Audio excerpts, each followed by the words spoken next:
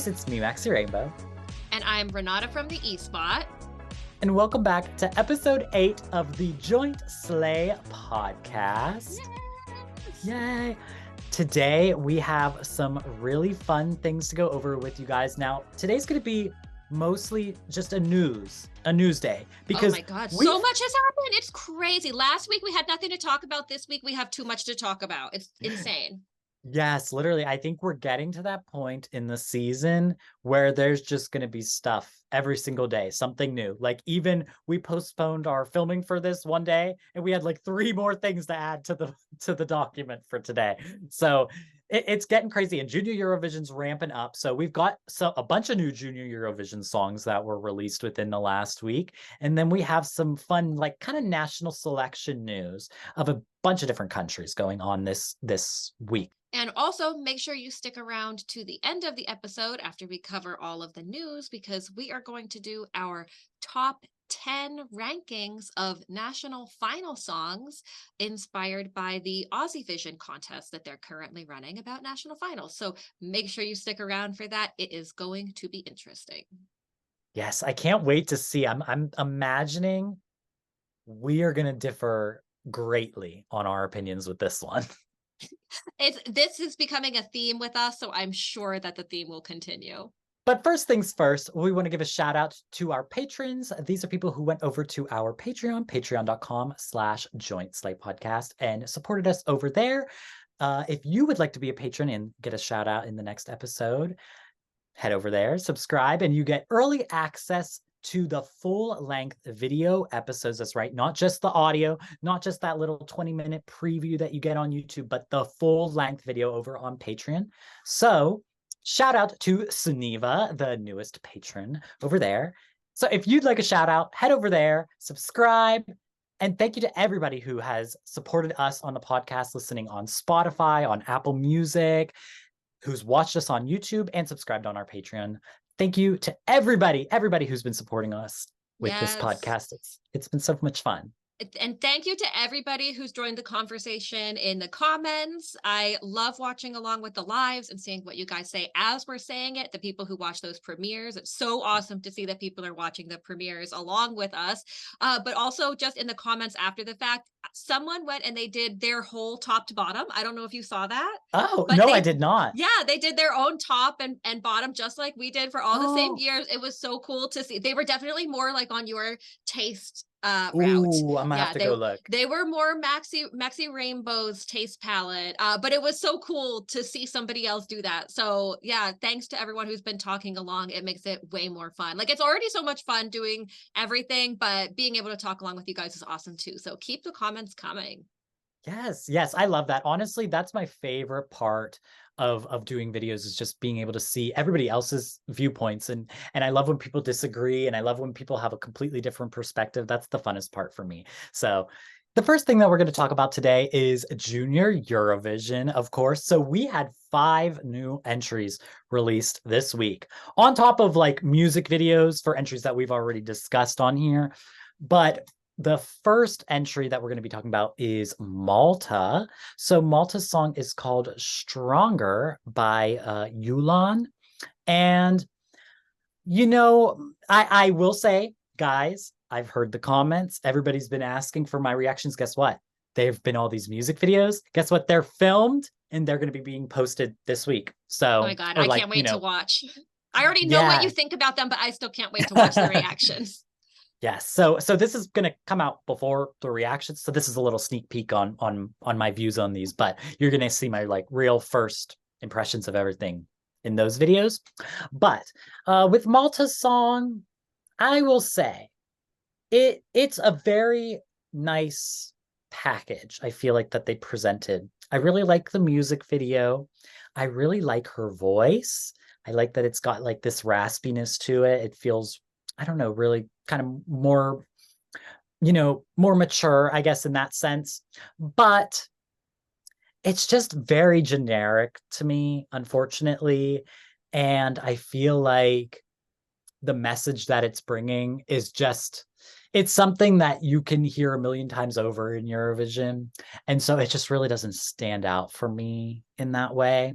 but I mean, the production of it, everything like that, it's a nice package, but it just was a little forgettable for me. I kind of had a feeling you weren't going to be a super huge fan of this song because I really quite liked it. And now and now I'm getting a better like sense of like what your taste is. So I really love that it had kind of like an R&B soul sound to it because I was raised on R&B. There were parts of it that I thought felt like a little bit like vocal exercisey, like and I appreciate the vocal talent. I do. And I know that a lot of people really want to have like vocal highlight moments. I just feel like it always comes off kind of forced. Like I like it when maybe the recording isn't like crazy overdone, but then in the live they do a lot of embellishment. So I felt like that was just a little bit much, but it didn't bother me enough that it like took me out of the song really. I quite liked it. Really? But like I said, I really kind of like R&B. So for me, that one this was one of the ones that I think I liked a little bit more so far. Yeah, R&B, I don't know what it is about it. It's not the genre that it never really appeals to me. I don't know. I didn't grow up on it. It's never really been my vibe. But, you know, I'm glad to see that there's people that it speaks to. So then the next entry that we're going to talk about is Estonia. So this is exciting because this is Estonia's first ever Junior Eurovision entry ever.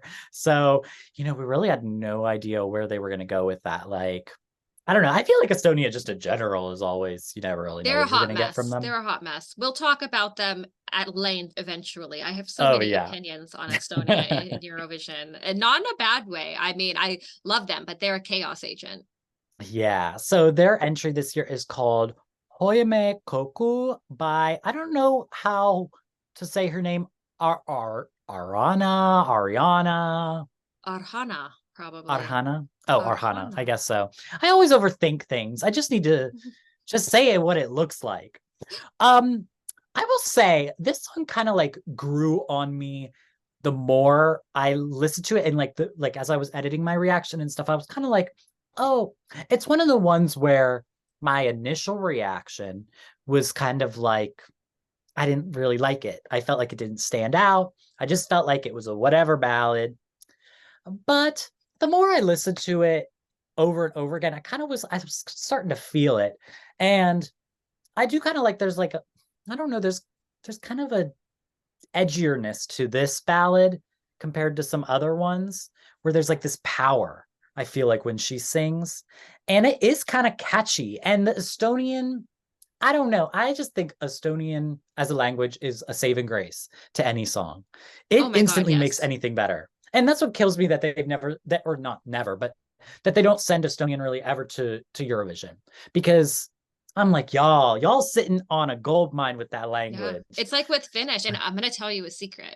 And I guess we're streaming on the `MAXxy Rainbow channel, and I'm sure some of my fans are over here too. But people who watch my channel, 𝗍𝗆𝘆𝘆, I'm 𝗍𝗆𝘆𝘆 on everything. Follow me everywhere. But I'm also going to be starting up making more YouTubes. But so my secret is that actually I always wanted to learn Estonian, but they never put it on Duolingo. Oh. And then I ended up learning Finnish. So I cheated on Estonian with Finnish. So are they similar? So yeah, well, that's what's interesting, is that they're part of the Uralic language groups. They're like not related to like anything really. It's like Estonian, Finnish, Hungarian, and then the Sami languages. So like the indigenous people that live in Norway, Sweden, and Finland. And they also speak like a related family language. So that's why like Estonian and Finnish kind of sound the same, but they're not exactly the same. And they've got like these false friends. Like there was just some interview with 𝗥𝗏𝘅, and they asked him, he was in Estonia for a concert. They asked him to say something in Estonian, and he said something, and I forget what it meant in Estonian. It was very like normal, like how's your day or whatever, something very normal. But in Finnish, it sounds like a sit on my dick or something. Oh. Yeah, like it's like It's like a major, like it's like so like they're Yeah, similar, but they are different. It's not like with Mm, like Italian and Spanish where you can kind of like, yeah, really you could understand pretty well. yeah, They're very unique in their own way, but I'd say mm, equally beautiful. But like yeah. Hungarian doesn't sound like Finnish or Estonian, No, no, no, no. but they are Yeah, technically related. I do love Hungarian too. Yeah, but I totally agree with you. I did like that it was in Estonian. But generally I felt like the song was just a little bit forgettable. There was nothing wrong with it, but kind of like when we did our top to bottom, where I said like there was a whole bunch of songs when I would look at the list that just made no impact on me at all. I feel like this one kind of did that for me, but again, it was a ballad, and I just something in my brain kind of like shuts off a little bit when I start to hear ballads, and that's just like a personal thing. I guess my own brain is too chaotic, so I'm always looking for something that kind of matches the chaos that's spinning in my mind, and ballads don't do that. It's like trying to force me to meditate or something.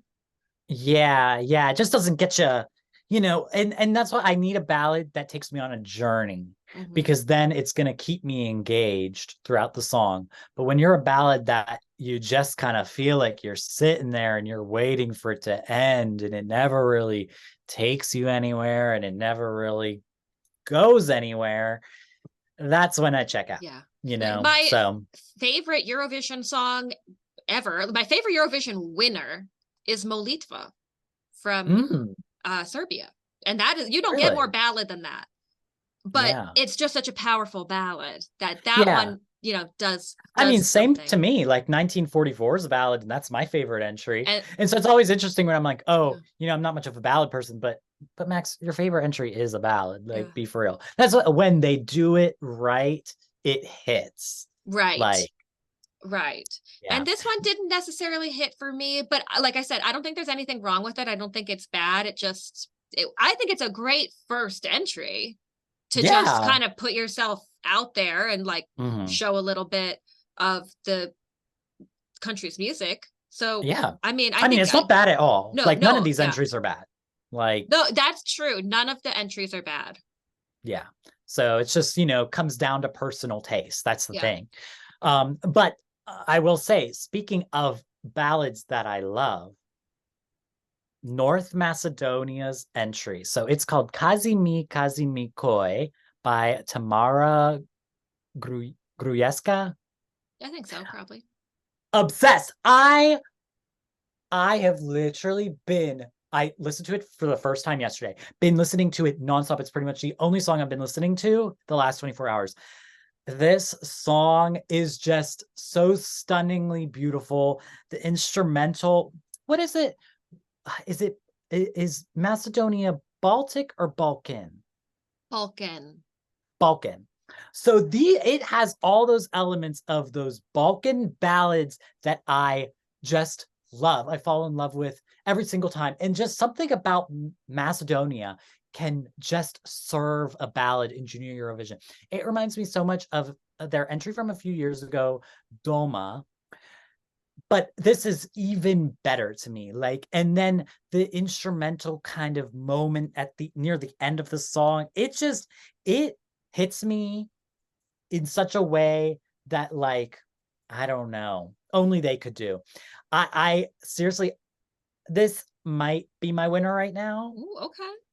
It's kind of bouncing between them and Ukraine for me, but I'm Mm. kind of leaning more towards Macedonia right now. Okay, interesting. Well, I totally agree about the instrumental. I thought the musicality of the song was great.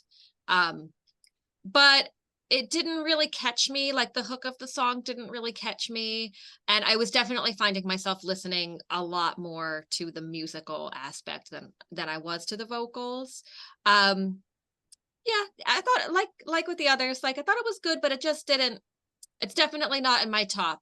I'm not debating Mm, over this one over my winner, which I have decided. interesting. I know my winner now, and because is anything else coming out? Yes, yes. Oh, who We else to still come? need Ireland. We Oh, still right. need, which Ireland, I don't really know what's going on with them. Like, I don't know. I haven't looked into their national selection. They're having a national selection. So I don't know if the song is out there, but I thought I saw somebody won. So I don't know if it's like a voice national selection, then they have to still do the song. But I'm like, it's a little late to only just now be working on the song. If that's the case, I don't know what's going on with them. But we need Ireland, we need the UK, we need Armenia. Oh, okay. And that might be it. Well, unless one of those three or any combination of those three come out with something really amazing. I love Germany right now. I've had that song actually on repeat. I think the German song is great. I really love it. Like, I never thought that I would find myself listening my entire commute to a song sung by an, I don't know, 12-year-old. Like, this, she's a really young girl, but like, it actually it doesn't matter. And I don't even feel like I like hear any kind of like incredible like youth in her voice. Like, I think she's got a really nice developed voice. So I've really loved listening to that song. So unless something happens with those other entries right now, my winner is Germany. Yeah, that song is really special to me. I really want to learn. I want to learn at least like the chorus, the sign language that she does. I mean, there's only a few words. That would I be think really that'd be fun, really actually. cute. Yeah. We should I try was and like, learn that.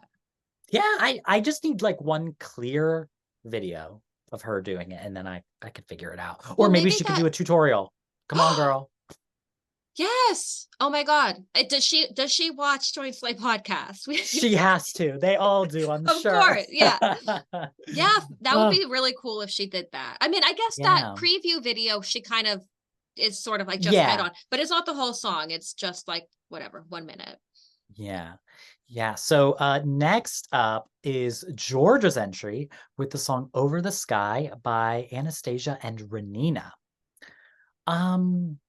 Now, guys, on my channel, people know I am a Georgia stan through and through to the core in Junior Eurovision. Like, they are almost, I would say 9 times out of 10 are my winner every single year. Like, they are truly my stan country.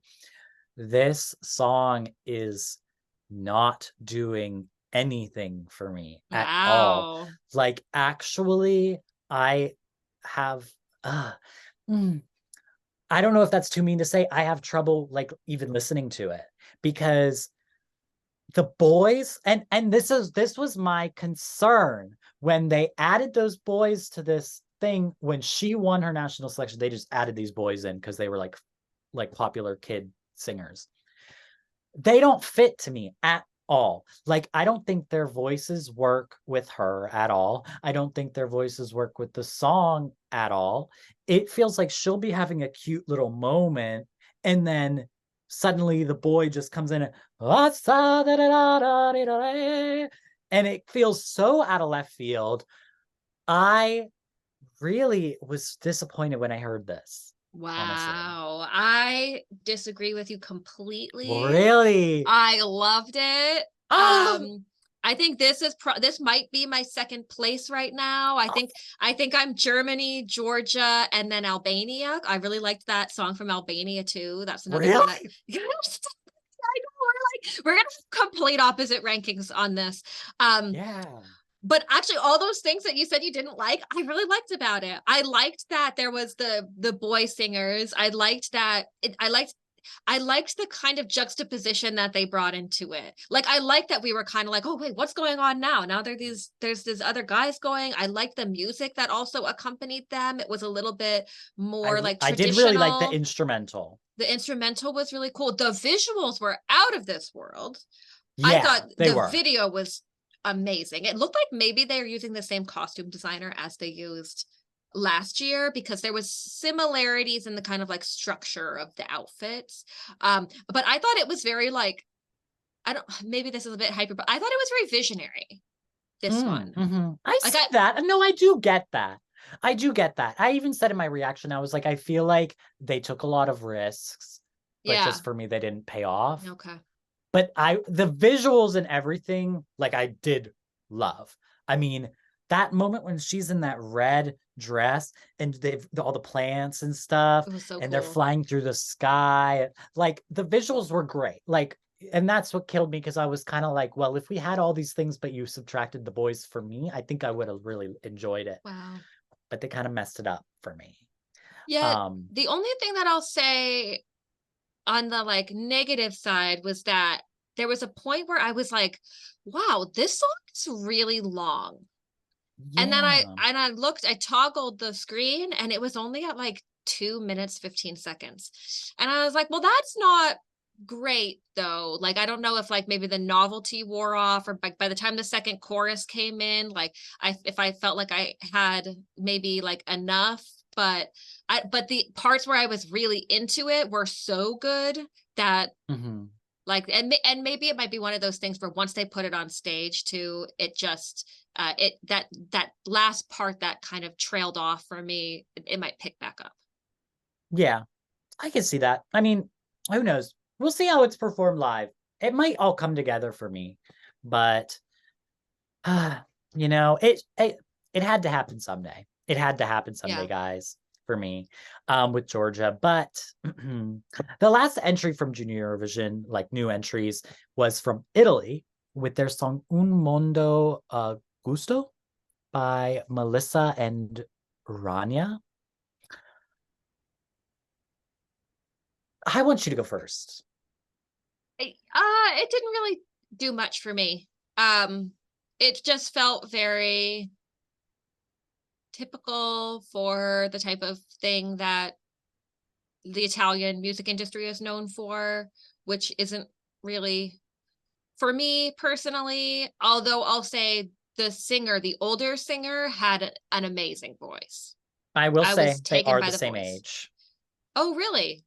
But I also thought she was older. But they are the same age. I thought she was older. But you They're know, it's both 13. When you're 13, though, some 13-year-olds can look really young and some 13-year-olds can look not as young. So that makes sense. That's one of those like marginal ages where it is, yeah.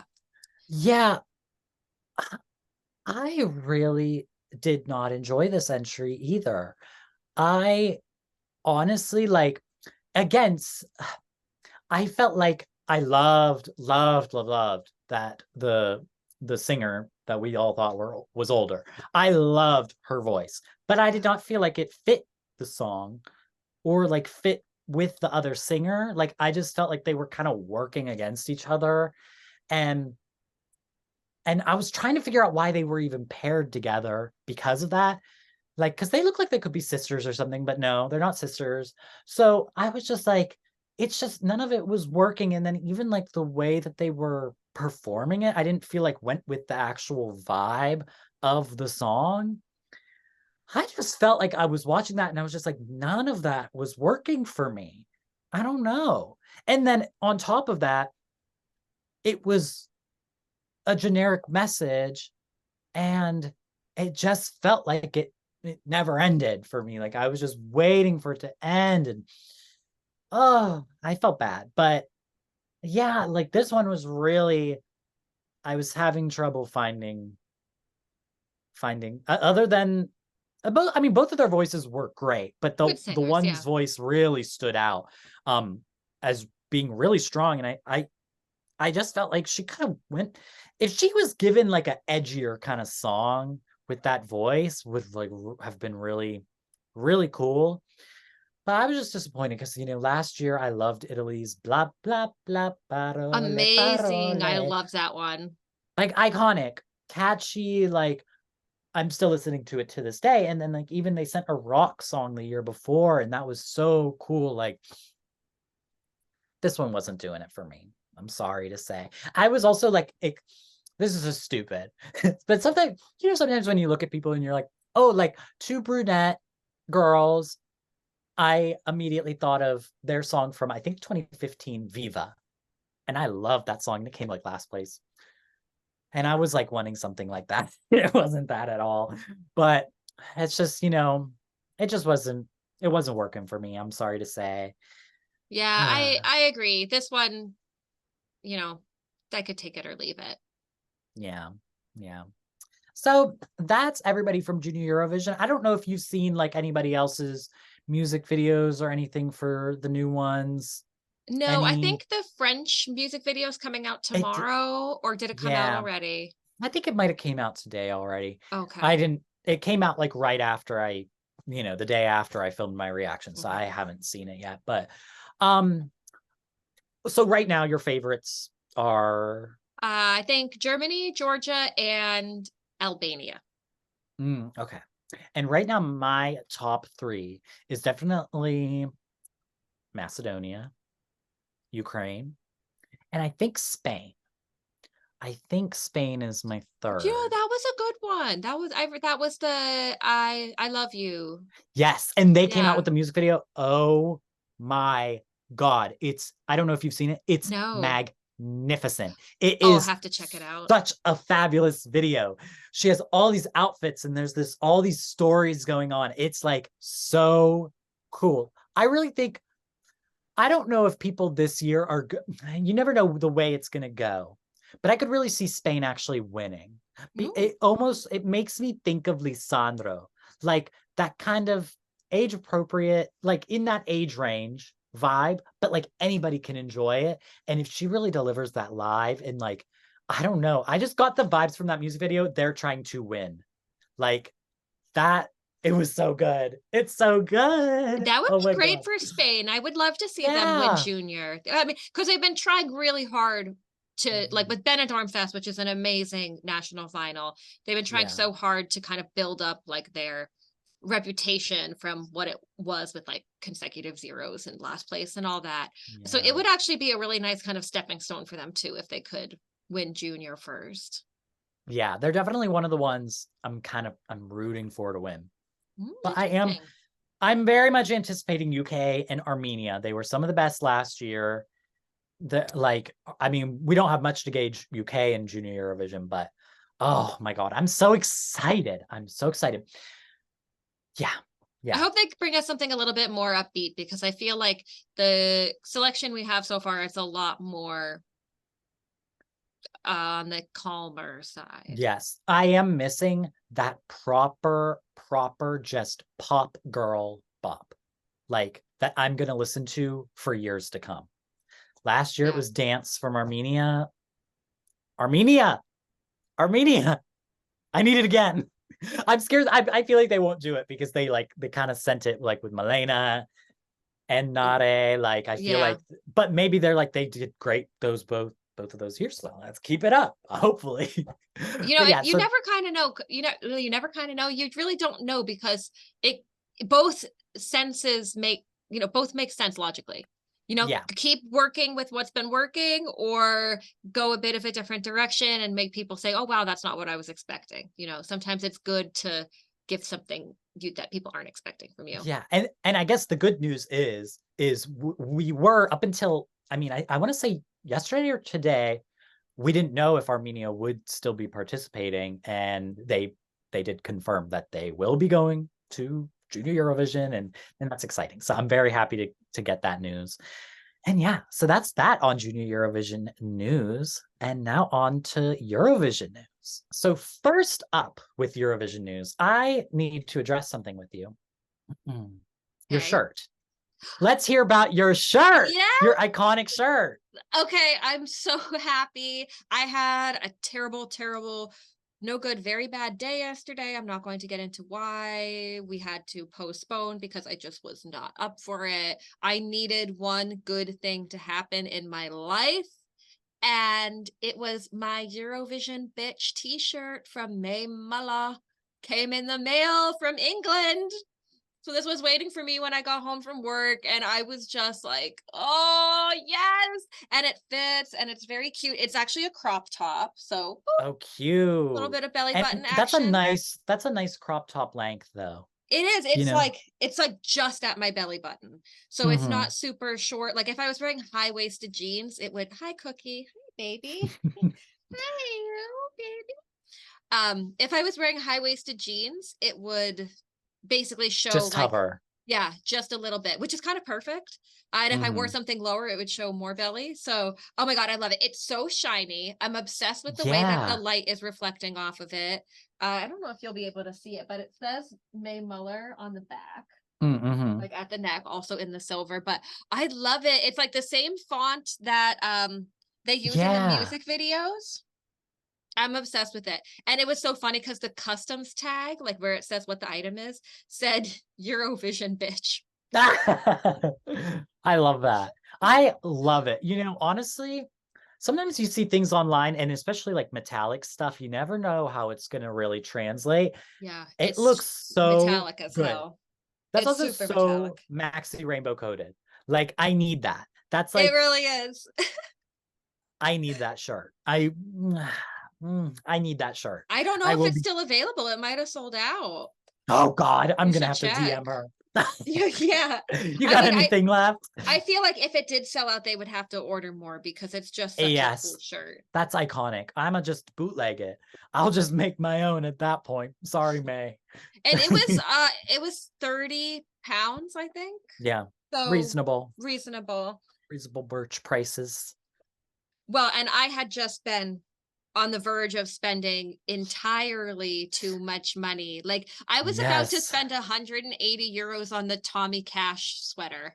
And you and another friend talked me out of it. And my bank account thanks you because Oh, although if I had ordered it, I would have been like, hell yeah, like this is sick. yeah. But also I didn't need a extremely expensive designer collaboration Tommy Cash knit sweater. If it was 𝗥𝗶𝗆, I'd say go for it. But Yeah, it and was I his love Tommy Cash, colors. but it was his colors. Mhm. I mean, it was cute, but You know who else has the 𝗥𝗆𝗆 color? Is Cookie. She's got a little Cookie. 𝗤𝗏𝗄𝗃 collar, a little 𝗤𝗏𝗄𝗃 green collar. I had to order that Oh, for her because she got too yeah. fat for her other collar. Oh, It doesn't take much to get a Chihuahua fat, believe me. She's oh like my 2 God. pounds overweight. I don't know what to do around dogs. I'm sure we've had this discussion. Like I went over to my boyfriend's this weekend and he has 2 dogs. And he's like, leaves me alone with them. And I'm just like, I don't know what to do. I've never had dogs. I'm looking at that dog like, what's up? Like, why are you looking at me? Like, they have such emotive eyes, dogs. Yeah. Like, Well, I'm not used Cookie to it. hates everybody that isn't me equally. So it really doesn't matter. You could be the biggest dog person in the world. She does not give a fuck. Like she hates anyone who's not me, Yeah. You know, which is why I don't take her anywhere. even friendly dogs don't like me, to be honest. So it is what it is. I need to get, see, I'm just in my broke era right now. But I really need to get some of this Eurovision merch. Everybody has merch. And like, I remember last year or 2 years ago, I literally said, every single person I see that has merch I bought, I was buying it. I was just rich that year. I don't know what was going on with me. I didn't even like the Roop, and I have a shirt from the Roop. And like it was a child's shirt. It was literally a baby toddler shirt, but it Why fits me did she great. buy a toddler? It fits me It fits great. you great. I guess you're It fits me tiny. perfectly. But we are literally the same size. I But know we are. That's okay. That is so funny, you guys. We are exactly the same size. Like we can wear each other's clothes. I think your yeah. feet are like a size bigger than mine, but like I Yeah. could probably wear your shoes. I would just be flopping around in them, and you Yeah. And could I could probably probably you wear. wear Mhm. mine, but they would just be really tight. Yeah. I love it though. Next time we need a promo, we just share each other's clothes. If we were at an Yeah. event together and you need an Yeah. Well, outfit, yeah, hey, the promo pictures from our first episode, that was Maxxy's dress that I was wearing. And it fit yeah, me like a glove. You would have thought it was made for me. yeah, literally. I mean, oh my God, you shared that photo again this week, and I was just like, wow, you look so good. I don't even want to wear that dress. I don't even want to like post a photo in it because I'm just, it looked so good on you. But anyways, on to the Eurovision news of And this week. funny because the designer of that dress is from the first country that we're going to talk about, isn't she? Yes. Oh my God, that's so true. Yes. So she actually, 𝗏𝗏𝗃𝗍, I have so many dresses from her, and I wore them all this year. I've had them for years, but anyways, she is an Albania/Kosovo based designer. We love her. So speaking of Albania, 𝗥𝗶𝗆𝗆 𝗥𝗏𝗃𝗃 news this week. I used to be a Fick kind of like stan. Like I used to be one of the only people that like really covered it when I first started my channel, really up until last year, honestly, because it happened so early and there's always so many songs. Yeah. So, there were kind of rumblings this week. Actually, honestly, when I did these notes, they were still speculations, but then today they announced of like officially all the artists and all the speculations were true. So one important thing, well, I'll say this year, it's happening the 19th, 20th, 21st, and 22nd of December. They kind of do their San Remo vibe, you know? Yeah, which I love actually. Sometimes it's nice to get like just a few nights. It's like you like make a weekend of it. Like I remember in 2021, it would have been, I had been staying with my friend's family for that whole second half of December, like around Christmas time, and they had like a farmstead and stuff. So like I remember sitting at their like really like nice wooded table and like every night and watching Fick, and they would be watching and listening along with me, and like didn't ever hear Albanian before in their lives, but just like they also loved music too. So it was like, and just like Yeah, having a cozy fire, and I don't know, Fick gives me like warm, it fuzzy is. vibes. Especially It's my because holiday always, tradition. yeah, because it always happens around the Christmas-ish time. Yeah. So now I feel like this is the biggest news of it is the change in voting. So it's been kind of like weird the last few years. And last year, what it was they did like actual splits. So they had televoting and they had jury. And the people who won did not, well, the person who won Fick did not end up going to Eurovision. It was the person who won the televote was the one who went to Eurovision. Oh, right. There was like a dual So winner.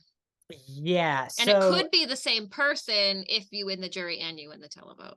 exactly, yeah. But this year they are doing televote and jury, but they are combined this time, 50-50.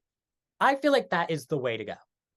Yeah. Just replicate the way that Eurovision's voting goes as well. I think that is true every time. I think Yeah. that I think they should have an international jury and they should have a Yes. public vote, and it should be 50-50, because if the whole point is to get something that will do well at Eurovision, then you should be using a voting system that's as close to Eurovision as you can get, because that's going to tell you what's going to do best within that audience, personally. Yeah. I also think they should do more external voting. I know that's controversial because a lot of people say, well, only people in the country should vote. But like, what's the harm if 10% of the vote is I agree as well, voters? because that's the thing is like, even when you do replicate the way that voting is in Eurovision, well, but if it's only Albanians voting, well, then they're going to vote for something that maybe speaks more to them, and that might not speak to the general public.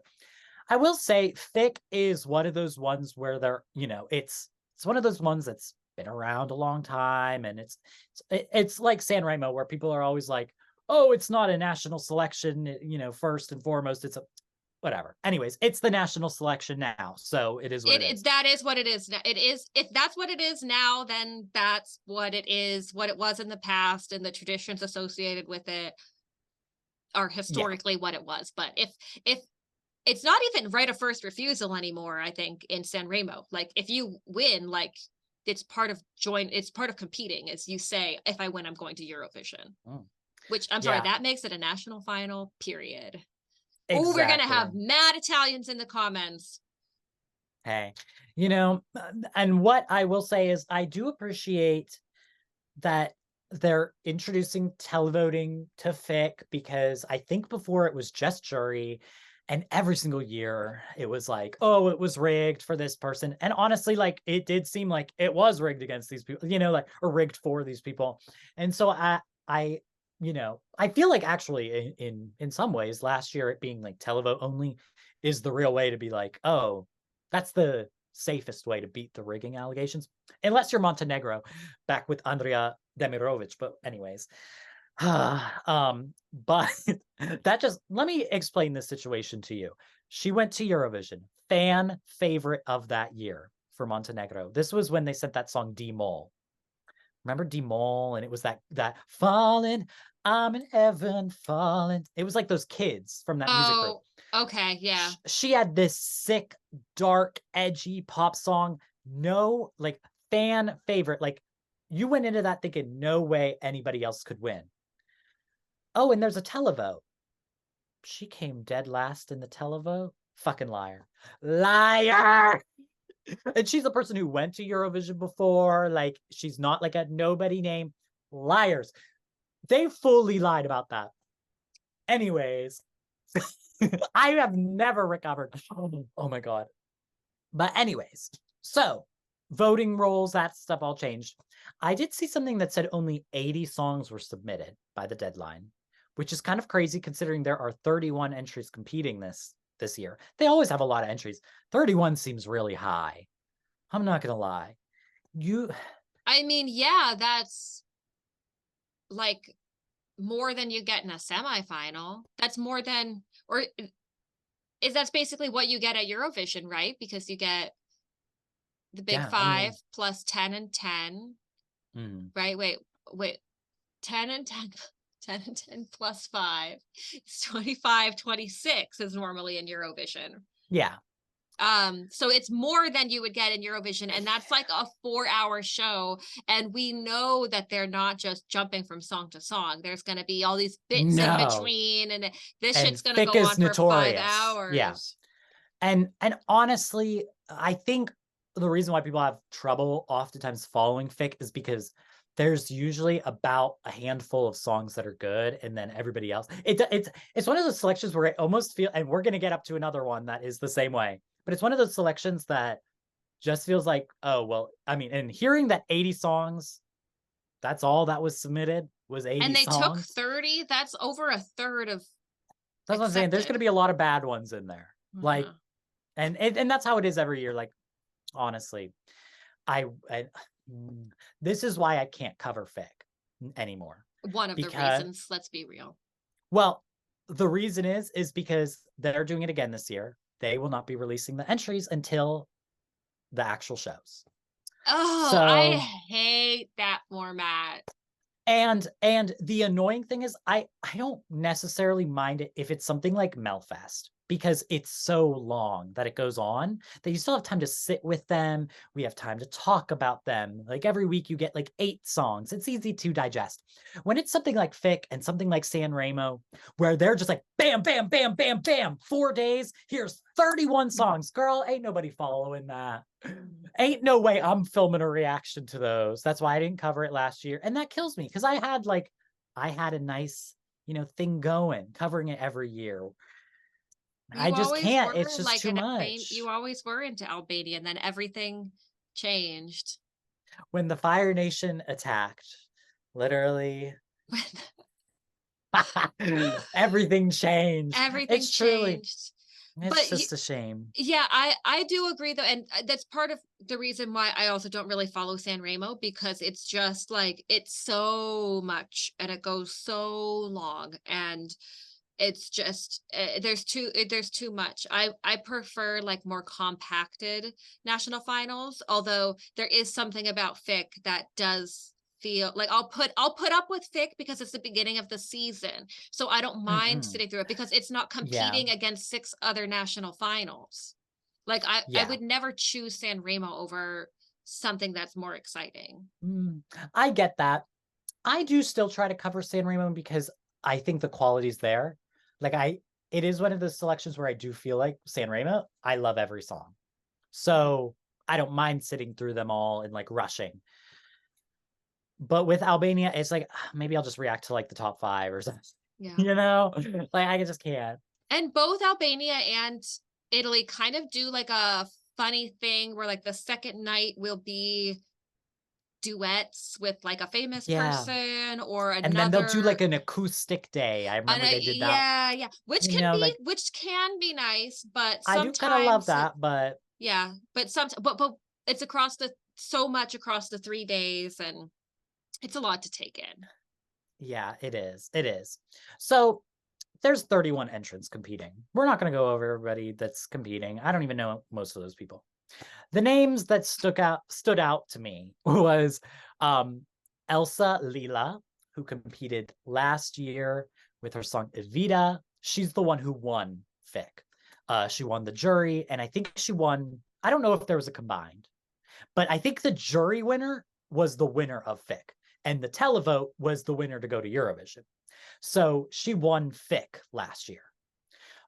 So she's highly anticipated to come back. And I thought her song was great. I don't know if you remember it. It was like, it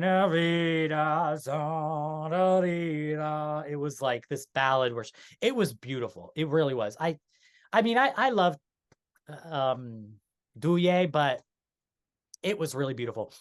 And I mentioned it, I believe last week or whatever. I love I love a space theme.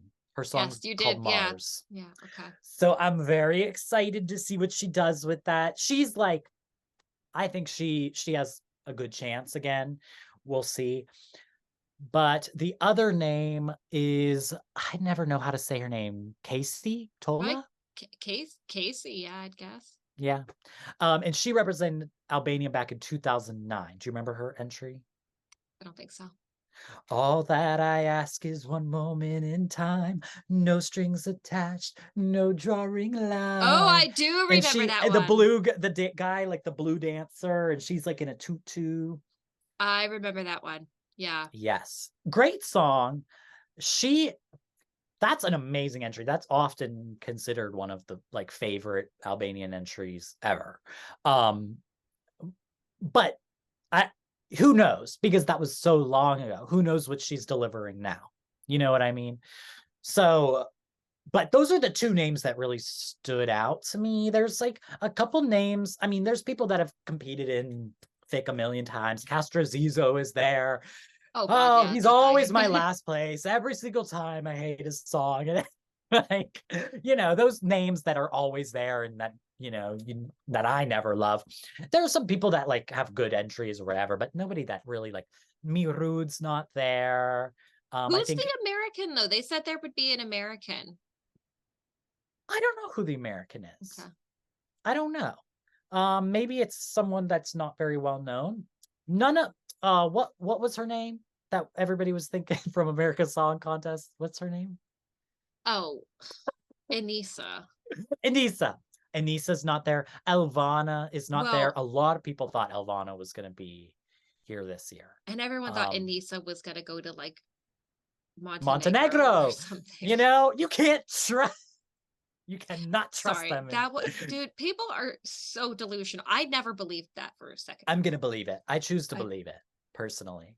But yeah, so that's what's going on with Fick. It's exciting. It's gonna be did it not? Wasn't Ukraine the first one last year? Didn't it end up not being were Fick? actually, because they did it super early. Yeah. So who knows? Maybe somebody will just swoop in, but I don't think so.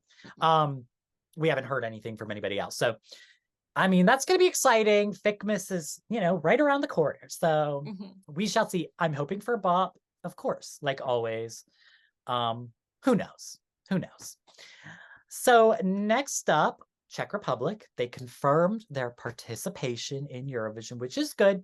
Czech Republic's always one of those ones that are wishy-washy because they just, they might not have the funding, whatever. Like, it's just one of those ones where we're not always sure. So it's nice to see that. Not popular in Czech Republic. Like the viewing numbers are really like abysmally low. Like Czech people are just not interested. So interesting to me. Like, I don't know why, but I just would imagine that they would love Eurovision. I don't know what. I don't know why. They just seem like the type of, I think because the artists, like, I feel like their selection is always actually really good in the last few years. I agree. It seems like they have good artists that are like wanting to participate and stuff, which would make me think that like they have, more of, I don't know. But the big thing, the thing that changed this year, it's actually not that big of a change. I feel like everybody was making it out to be something that basically you don't have to have Czech citizenship, but you can't be from anywhere. The only other country you could be from is Slovakia. So that's really funny. Like the way people were explaining it, I thought, or the way I was seeing it online, I thought people from anywhere, like it was about to be like San Marino. But then you read it and it's just, oh, people from Slovakia can now participate. Okay. I don't know how much that opens it up. It's also really interesting just because of the history that exists between those two countries. Like maybe their music scenes are a bit more connected than we're aware of. But Slovakia is not in the contest. So maybe that has something to do with it too, is that was a way to get more people who don't have an opportunity to participate otherwise. Yeah. But the thing is, they also have to be living permanently in the Czech Republic. So, okay, I don't know. Maybe there's a lot of Slow I'm like, fox okay, still that live in the Czech cool. Republic. Some countries are super like that. Like I think Switzerland also has, they might have a citizenship rule. Yeah, there are. I want to say Albania also has something. Maybe it's not just citizenship, but I know you have to like bloodline or citizenship sort of thing. Yeah. I don't know. I don't know. But I'm excited because honestly, I've been a Czech Republic stan the last few years. Hey, I ended up loving Vesna, and so I hated it because I'm a Pam Rabbit Yeah, I stan. liked her song too. And I really liked her song, but I just liked Vesna more. But Pam Rabbit, again, come back and try out. I'm always seeing her on Spotify in Spotify Equal and all the little compilation charts. She has such good music. I need her. But I'm excited to see what they bring because they were one of my favorites. And then next up, speaking of, one of my favorites, I guess selection wise, 𝗬𝗆, Estonia. Yes. So this is kind of some bad news. So it came out that only 12 songs so far had been submitted for 𝗬𝗆. And the deadline is October 23rd. Oh, wow. That actually is really soon. I didn't realize It's it in a was so few soon. days. It is in a few days. And one of the reasons why this probably is because Estonia is one of the countries where there's a fee to submit your song. It's a $50 or a 50 euro fee to submit a song in Estonian, 100 euros to submit a song in English. It's so funny. And get this, it's like they're actually like not one. I mean, it probably does increase the quality. I mean, the quality is usually pretty good in Yeah, it's always 𝗬𝗆. good. So, but if they weren't having trouble getting people to submit songs, the last 2 days it doubles. So then it's $100 or 100 euros for a song in Estonian and 200 euros for a song in English. They're Girl. literally like, don't be late. Don't make us wait. Like, yeah. And what's crazy to me also is, first of all, y'all never pick a song in Estonian ever.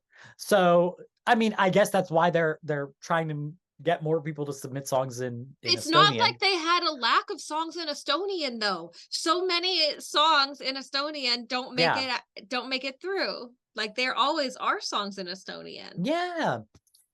Yeah, and then they're doing the shows a little differently this year.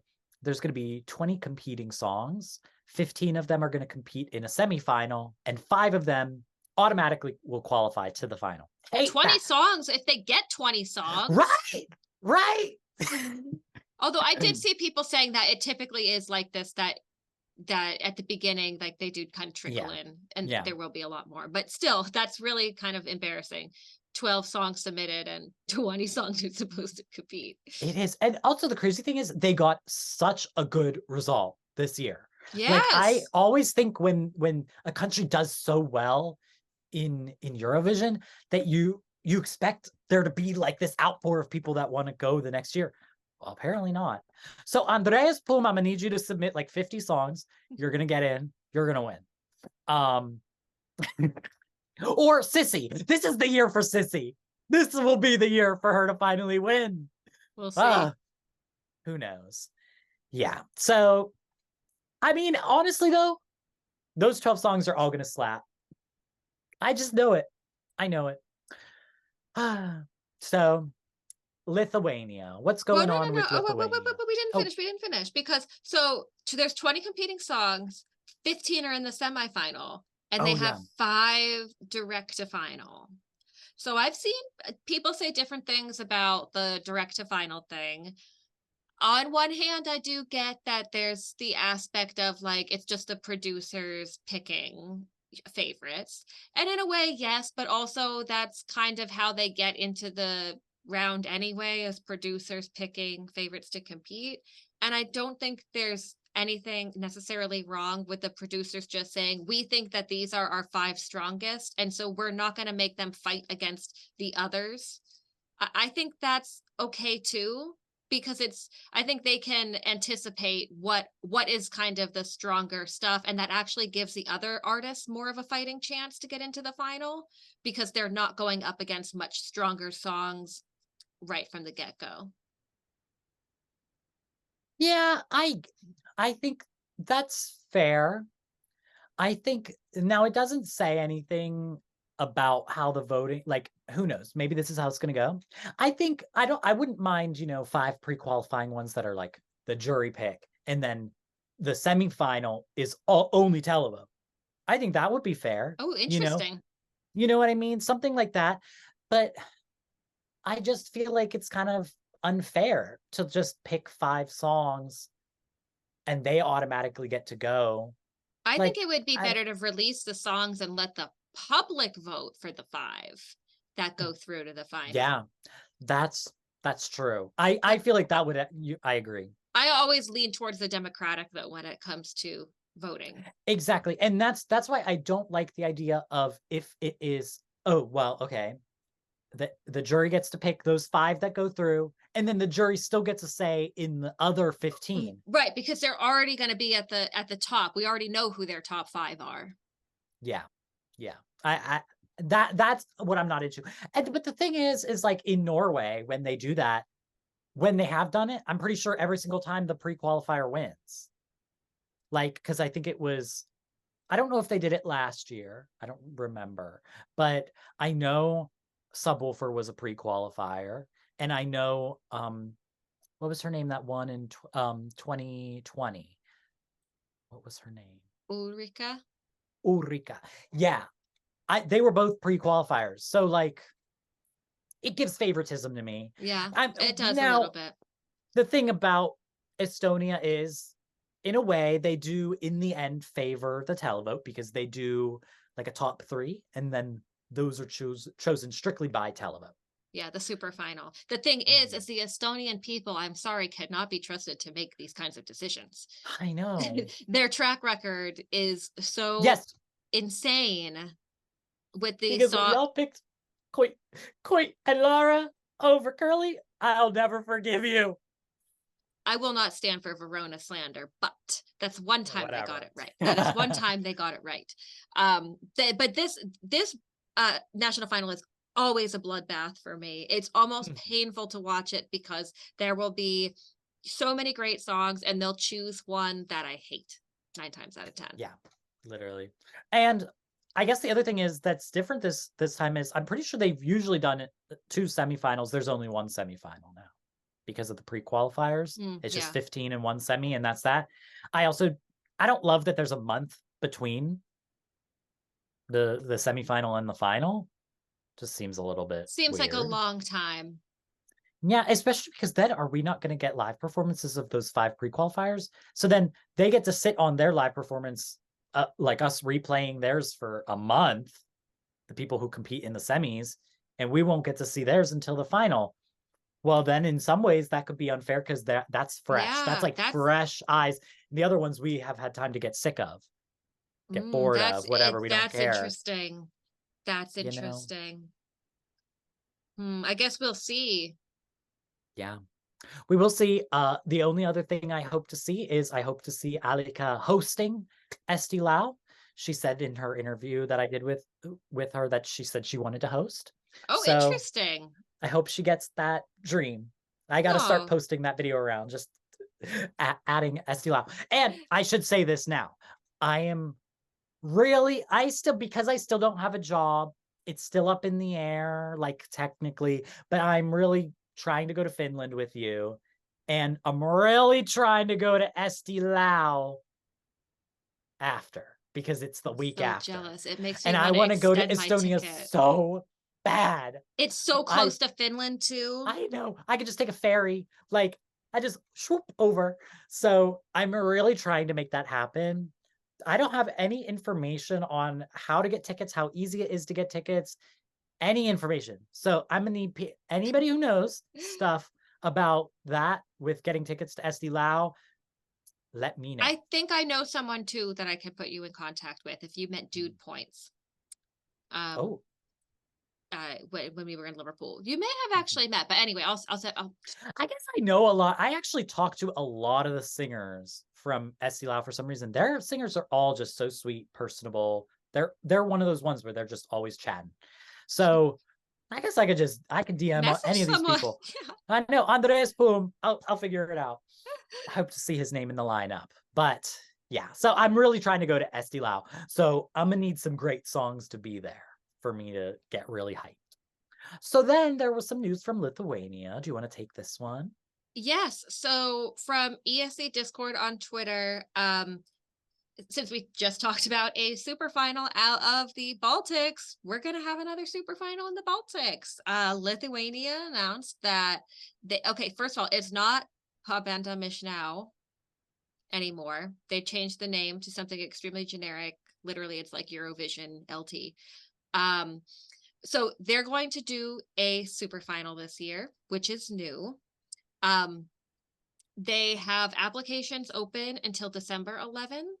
They're going to choose at least 20 of those artists. There will be 4 or 5 semifinals and a live final.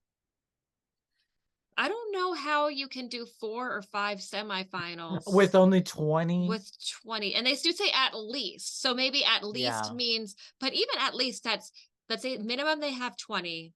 4 semifinals with 20. So we're gonna have 5-song semifinals and pick the top 2, and then send just 10? One goes through.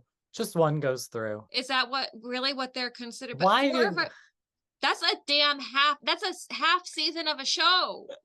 That is like a full programming arc. Why do they drag it out so hard? Unbelievable. So if you're gonna make it a whole new show, make it can we stop with all that? Can we do a revamp and make it like UMK? Yeah, I mean, yeah. So 𝗍𝗆 LT is what they're calling it. They will have juries, but they will not provide comments during the show. Thank God for that. Yeah. Such a welcome change.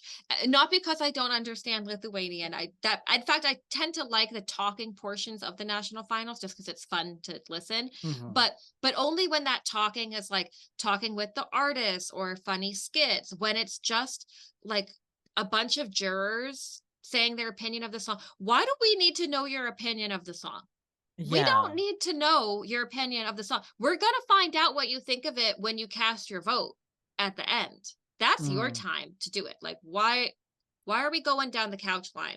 So I'm happy about this. Although that sort of thing has provided some iconic moments a la 𝗤𝗏𝘆.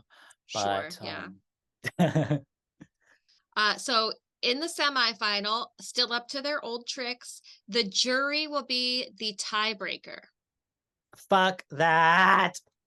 In the semifinals, which the fact that they specify that makes me think maybe it'll be public vote, because that kind of was like a scandal with Monica. Yeah. The semifinals will be pre-recorded, so the voting, I guess, will happen on pre-recorded footage. Okay. So yes, and then when we have the final, there will be a super final.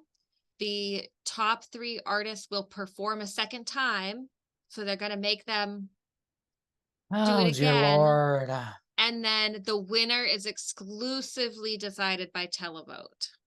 So there's no jury. So the juries get them. That's probably why they have that tiebreaker thing, because the juries will get you into the final, but from there, it's up to the public.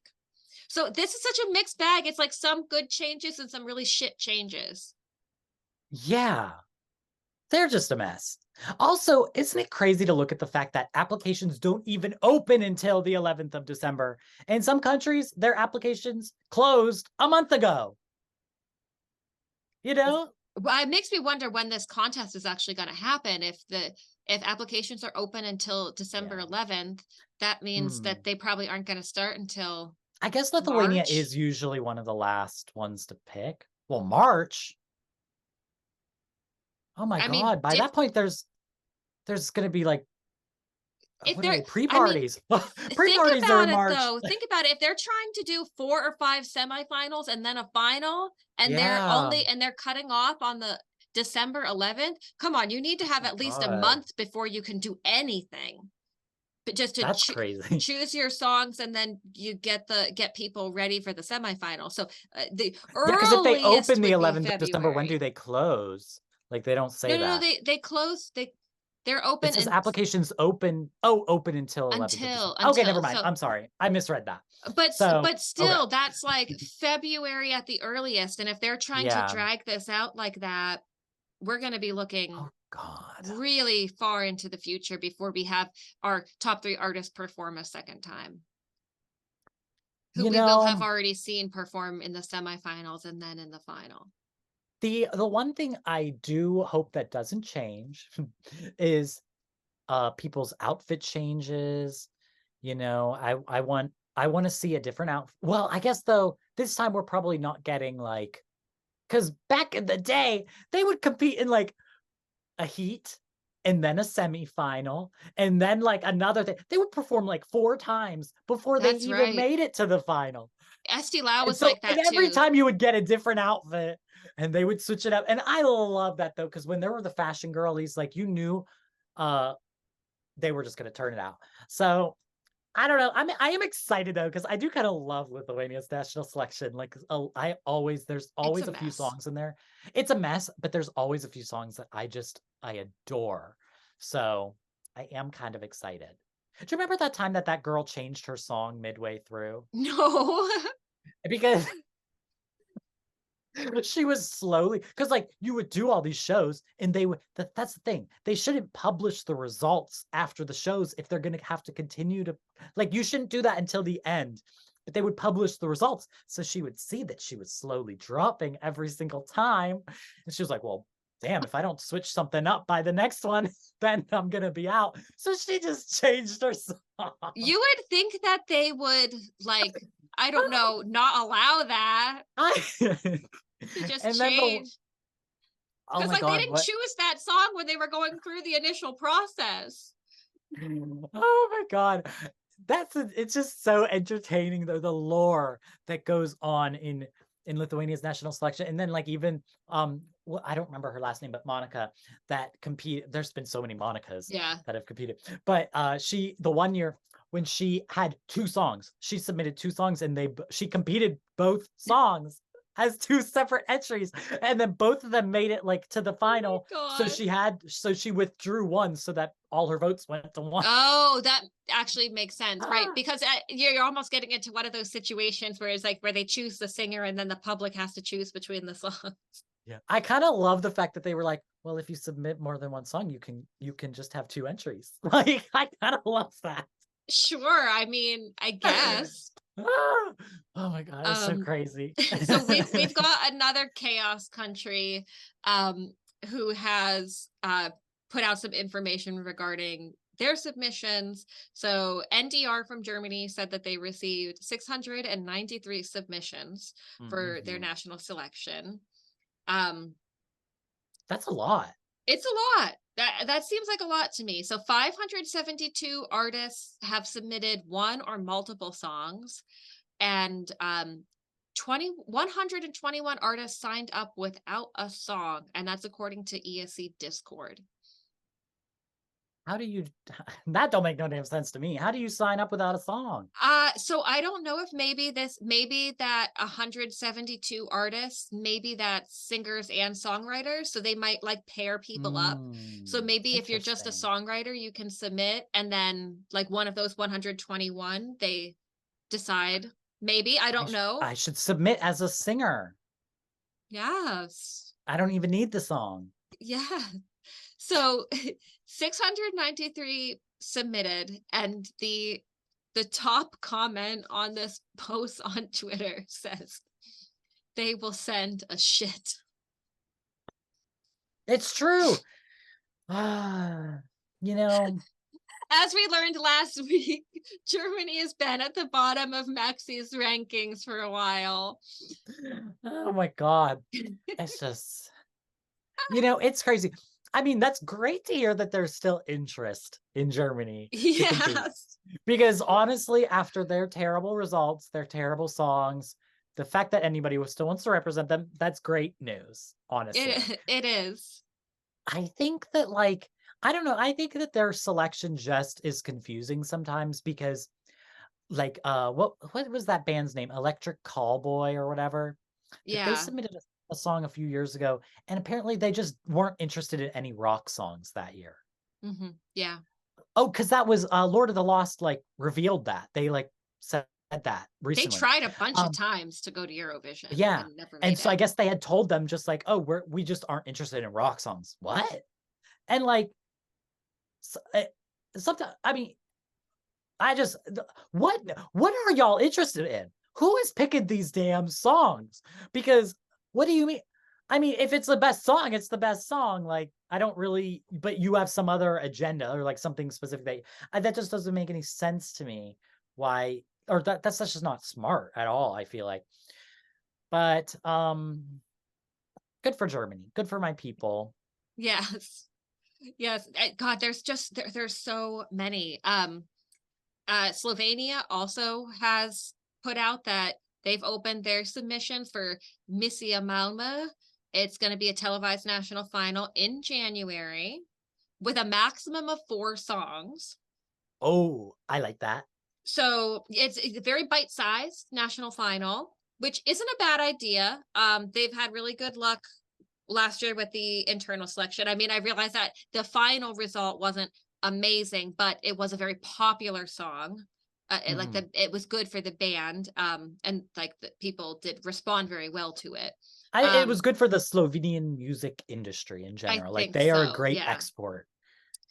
So they are accepting entries until November 15th, and selected songs will be revealed by December 11th at the latest. Again, that is from 𝗥𝗍 Discord.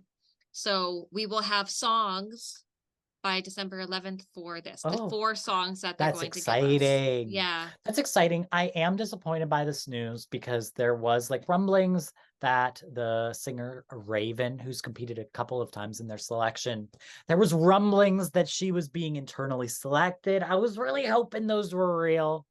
I'm disappointed in the sense that I really wanted her, but that doesn't mean she doesn't submit a song.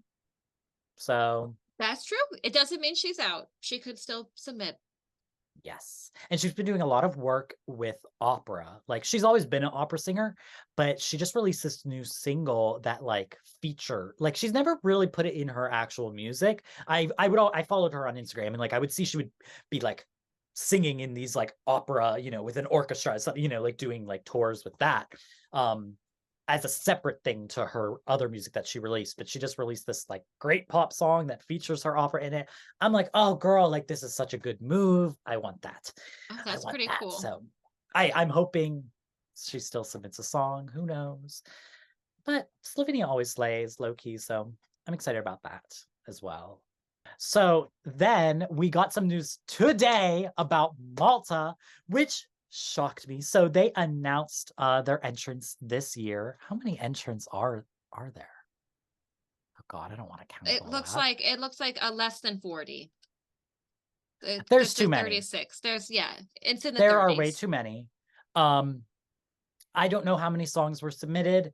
All I know is there are way too many songs here. But that's just how Malta is. Like, I feel like they just let you know. So they announced the semifinalists. I don't have any information on how the show's gonna go or anything like that.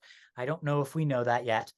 But we got the long list of names. It's 36. I just did the math. 36 songs. Way too many. Malta, be for real. Last year, honestly, like maybe it's gonna be like last year where it's like, because last year there was auditions and then there were semifinals, and then I couldn't even follow it.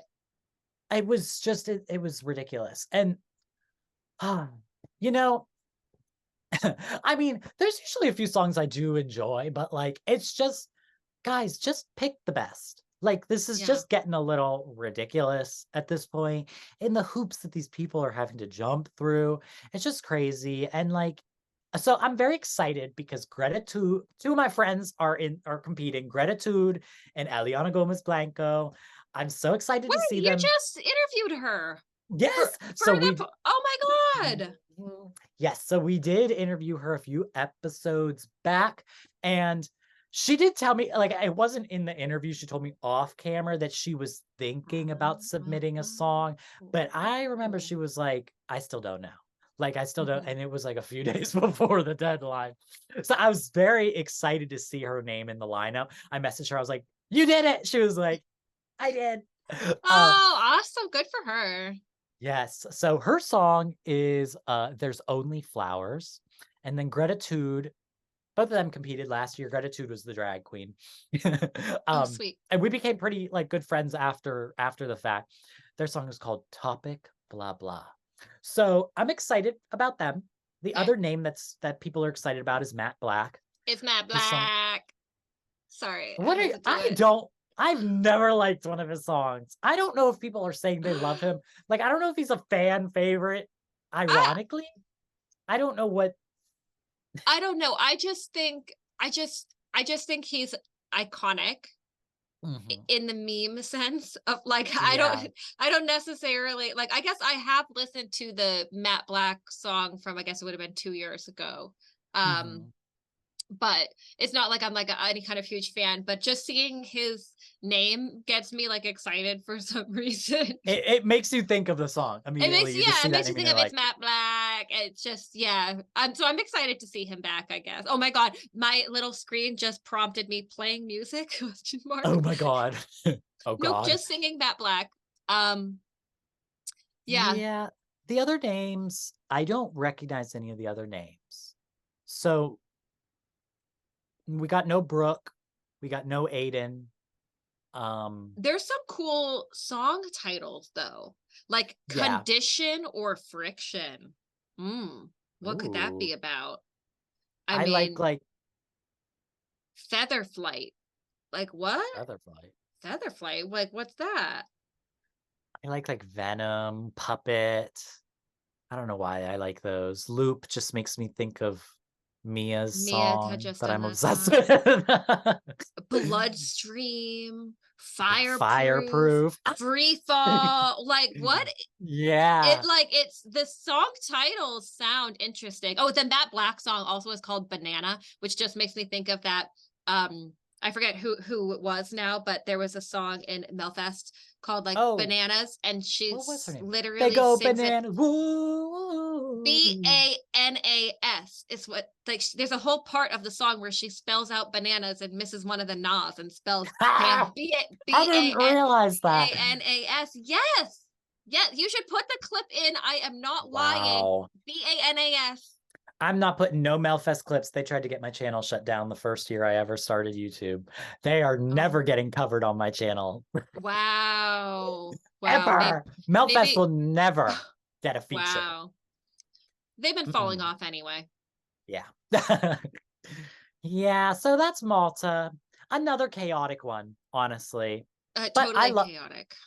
Yeah, but I love to see it, honestly. They're the chaotic national selections are what we need to keep this fandom running, honestly. Speaking of chaos, Bulgaria's Twitter account, 𝗥𝗶𝗆 Eurovision, if indeed it is Bulgaria's Eurovision Twitter account, which I do not think it is. At least there's no way to know because there's no real verification on Twitter anymore. And maybe it was that account to start. And maybe this was a different account. Like I don't know what the deal is, but they posted 25th of November, which happens to be my birthday, artist announcement. It turns out this was the same graphic from 2020, but they posted it today and they just literally cropped out the Eurovision 2020 portion. And then people were like, what is this? And they said, we are sorry for the inconvenience caused. The post in question was published by mistake. Best regards. By mistake. I wasn't born yesterday. Like, you're screwing with us. Like, this is a troll. What do you mean by mistake? Well, my finger slipped and I cropped off the 2020 off of the bottom. Get out of here. Don't insult us. I know. And okay, if we're running with the theory that this is a real account, I thought it was. Like, I'm fairly certain it was, at least at one point, it was the official account. I remember it being verified at one point in time. Yeah, so if we're running with the fact that it's still the official account, why is anybody on this account? You guys are not in Eurovision. I don't Right. understand. I Like, why is there literally still somebody on this Twitter responding to comments? Who is this person? Who is, you guys have not been in Eurovision the last year and this year. What? back when they were competing, though, I remember this account being particularly sassy. So I Yeah. think whoever their sassy media manager was back then, I bet they could possibly not even work for BNT anymore. People at BNT might not know that any of this is happening. They probably just completely forgot about it when they dissolved their delegation. And it's just whoever had the login is now just doing whatever they want. And I'm not saying I want it to stop. I think it's hilarious. Yeah. But it is just like, come on, it's so funny. It's like Eurovision news, that fake news got suspended, but we still have BNT Eurovision giving us all the fake news we need. Well, it's because like there's a level of still professionalism, unprofessionalism. like their response, they don't Right. feel goofy enough to be like someone trolling, you know? Right. But they're also like, there's a level to it where you're like, there's no way this is a real like professional person running the social media. I mean, I think we also forget that a lot of people who work for these delegations or anything are still just fans, just like us. Like, Yeah. and especially the smaller delegations with not as much funding, like they're just regular That's people, true. you know. So they like to be goofy on Twitter too. So funny. Oh my gosh. So is there any other national selection news? So the only other thing this week for me, news for me, is that Eurovision in concert tickets went on sale and I did buy them. Again, everything is up in the air as to what I am doing in the future because of the whole not having a job thing. I don't really. Now, me not having a job is not going to stop me like from getting my days off to go to these things. It's just about having the money to go do it. Yeah. Like, I will quit the job if they don't let me take off. I'm not even kidding. Like, but I bought tickets because honestly, I feel as though I'm likely not going to Malmo. It's just I'm really not that interested in going. And it's just so expensive. And now, whereas before I was thinking, oh, well, maybe I might just have to spend $6,000 on an Airbnb. Girl, that ain't happening now. I don't think even know it's if I can worth afford it. $1,000. Yeah. So pretty much the only possible chance I go to Malmo is if I go for rehearsals week. But I will pretty much 100% not be there for Eurovision week. Yeah. So because of that, now it's kind of opening up a little bit more the potential to go to these pre-parties. Because before I was like, oh, well, because pre-party España is happening in March, there's no way I'm going to go to that because then I'm not going to, if thinking I'm going to Malmo, so I'm going to just be there for 2 months. That's not happening. So now that I'm probably not going to Malmo, I could go to the pre-party España. Right now, the goal, just to give an update to everybody. Right now, the goal is I go to UMK, I go to 𝗥𝗶𝘆. That's the chunk. And then I go to pre-party España in Madrid. I go to pre-party Barcelona in Barcelona. And then I go to Eurovision concert in Amsterdam. That's the goal. That is where I'm going with right now. I don't have any accommodations or anything booked. I just have like tickets. But this was ridiculously expensive. So the host, the host is Cornald Maas, and he's the Dutch commentator. He's been like on and off as the Dutch commentator. And Charlotte Pirelli, love Charlotte Pirelli, queen. But I'm sorry, 80 to 50 for euros for the early entrance. So this was the most expensive ticket, but 83 euros ridiculous. That is Standing only. standing only for that one. Yeah. They do have seated ones that are like on the floors and stuff. Girl, I can't believe I bought that. I'm not gonna lie.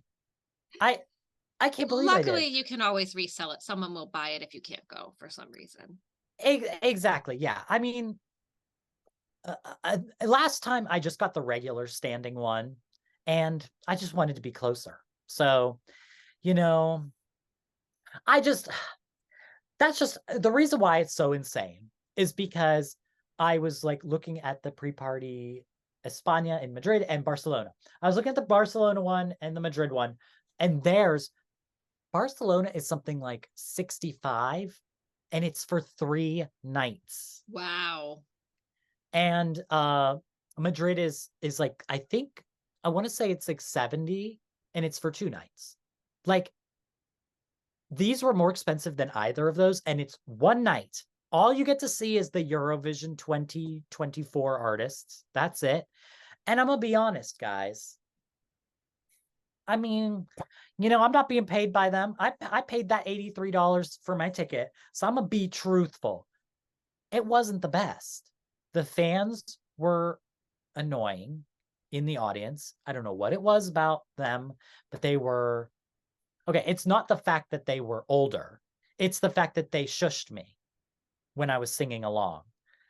And you have to be able to sing along at a concert. And they were looking at me like I was crazy. Like, you got these old people, I'm sorry, but you got these old people go, like, as I'm singing and dancing, this is a fucking concert. Be for real. And I just came from Madrid where these people are fucking crazy. And I was like, their energy was so amazing in Madrid. Guys, like, be for real. Like, so that $82 price tag, insane. Take your ass to Madrid. If you're thinking about going to anyone, the big thing for me is honestly like the press stuff for Eurovision and concert was great. I mean, the press stuff was great for Madrid as well, but I just really like their setup. They need better lighting. Just gonna let them know. If anybody from there's listening, guys, stop with these. Why y'all got blue and orange lights and no white light when you know people are filming? Turn on the white lights. I know it's like a concert venue, but I know y'all, you just, you know, we don't need the concert lighting for right now. Okay, we just get some white light. I mean, next year I know to bring a light, but anyways. So the other thing that I didn't write down in our notes, but there's this what is it? Let me actually find Stockholm? Yeah, what is it? Is it Nordic, like the Nordic pre-party or something like that? Yeah, the Nordic pre-party, which would be amazing, I bet. But it's the day after the Eurovision and concert and the same day as the London Eurovision party? Well, we don't know the dates for the London Eurovision party. Okay. But traditionally it has been the day after. Right. But now it would be kind of dumb to do it the day, like the same day as another pre-party, because first of all, how are you going to get everybody? You can't get all the artists. You're going to have way less artists doing it. I said this on Twitter. Normalize having a concert in the middle of the week. I mean, hello. No, first of all, when people tour, they do that. Like they don't do that. They don't only go to one show a week. Oh, just one Saturday. They don't do that. Yes, even here in DC, I've seen Morrow, I've seen 𝗤𝗏𝘅𝘆, I've seen, who else did I see? Kalush. Not a single one of them was on a weekend. Yeah. Every single one of them was on like a Tuesday night. And like, I don't know. I mean, you have more of a European experience in your life. Is that a European thing? Maybe it's an American thing. Maybe they just don't normally do concerts in the middle of the week. But I mean, when I lived in Poland, I was partying every day. So, you know, like, I'm just like, guys, can we just have it on a Tuesday? Like, just come on. What's the problem with that? Yeah. Because then, honestly, if they did that, I would be at every single one. Like, but I am not. And I want to go to this Nordic one so bad, especially because if I'm not going to Malmö, I would love a reason to be able to go to Sweden. Yeah. But it's the day after Amsterdam. Well, I already got my Amsterdam ticket for that. So. Right. And you can easily get from one to the other, but. Yeah, but I mean, the thing is, okay, so I didn't get home probably until almost midnight. So then I got to travel and be in Stockholm. And if I'm doing press, oh my God help you if you're doing press, because press is usually like noon. Right. There's no way I'm going to be over there in time. So there's no point. So I don't know how the people who do it. Honestly, shout out to the few people that I saw that went and did press at both. Y'all are crazy. I could never. It seems a bit unfair to the artist to double book like that. Yes. Yeah. And hopefully the London one's not after. Like, I'm thinking the London one is going to have to be earlier. I'm thinking, because I remember at least when I would talk to the artists, they would say, well, the good thing is the London one is the last pre-party. So it's just this chaoticness for 2 days. And then we get like a month before, or not a month, but like 2 weeks before we have to get to Eurovision. So we could just relax. So it's just like really stressful right now, but then nothing. Mm-hmm. Oh my gosh. I mean, because like, what if they try to do it like the day? I don't know. I don't know what their plans are. I have no clue. But because they're not going to do it. They're not going to do it the weekend. Like they're not going to do it after Madrid, because that's Easter. That Sunday is Easter. So then it really leaves after Barcelona, I guess, if it's within that window of time. I don't know. But I would love to go to a pre-party. It's just not possible because of my job. I can't take off like that amount of work. I'd have to literally do like 2 trips. Like I'd have to go to UMK in February and then fly out again in March. And it just seems like a bit much for me. I would love to do it, but you have a real job. So I have a real job. So it seems like it has seemed like in the past 2 years that the pre-party circuit is extremely intense, and it runs the artist a little bit ragged. It puts them at risk of illness, and I believe a few people did get sick while they were doing all that touring. And I think what we've seen this year is that the appetite following Eurovision is even greater. So like I see the utility of doing pre-parties, but what we really need are post parties. They need to be organizing. That's very true. Something a month or 2 months outside of Eurovision to kind of get people back together. Because like we've seen with 𝗥𝗫 and Joker Out, like they bring a lot of people to the concert. So yeah, and I think �奧𝗶𝗆𝗆 happen. I think �奧𝗶𝗆𝗆 like kind of soft launched doing that. Like they did a London pre-party over the summer, or like a few months or a month or so ago or whatever. And there �奧𝗶𝗆𝗆's geniuses. Keep doing it. Keep it up, �奧𝗶𝗆𝗆. I think there's a Euro Stars in concert, maybe is what they're called, and they kind of organize something, but it's not there's nothing that's like really big, where it's not like with, pre-party España or Eurovision. And these are things that are now happening. Like they're like legit, like these are legit full-on events with hosts and like everything, and they happen every year. And it's like, we need stability like that. And I think it's coming. Yeah, I feel like it's good too, because kind of one of the things, right, is that if you go to Eurovision, like that helps you build a following. And it's like, so for what? So that you just abandon like the year, like it really should be kind of obvious to the artists that, and to promoters who promote parties, that Eurovision fans will shell out money to see 5 or 6 Eurovision artists in one concert together. Oh my God. And these things always sell out. Always sell out quickly. Like, I think this is a missed opportunity on behalf of party promoters. And maybe part of it is just because Eurovision doesn't get as much respect in those kinds of circles as maybe it deserves. Yeah, for sure. Because I mean, honestly, I totally forgot. Like, is Poland doing one again? Because Jesus Christ, I don't know. I mean, I'm assuming Israel's. I'm assuming they're not doing theirs this year. We I haven't don't think they heard should. anything about. I'm I'm not thinking Israel Calling surprised. should maybe be canceled this year. But Yeah, like if we're mashing those ones in there as well, oh gosh. Oh, I it's a pray for lot. these artists. It's yeah, it's a lot for them. It's a lot for Yeah. them. Also, I don't like really the idea of like the massive carbon footprint that's involved there either. Yeah. Yeah. Yeah, that's fair. Because they're so smashed together. Like you're only flying to do those kinds of Yeah, things. like you don't have the opportunity to take a train, Yeah. to, be in a tour bus or whatever. Like you don't. Yeah, it's boom, boom, boom, boom. You got to Yeah. fly to the thing and then you got to fly back home for 3 days. And then you got to, and probably do interviews for those 3 days. And then it's just, I don't know. I feel like the concerts would probably also be a bit more laid back too if it's, after Eurovision. Yeah. Yeah. That's very true as well.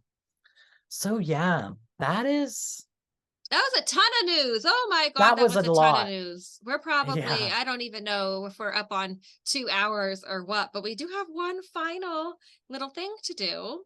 We are going to do a little top 10 ranking.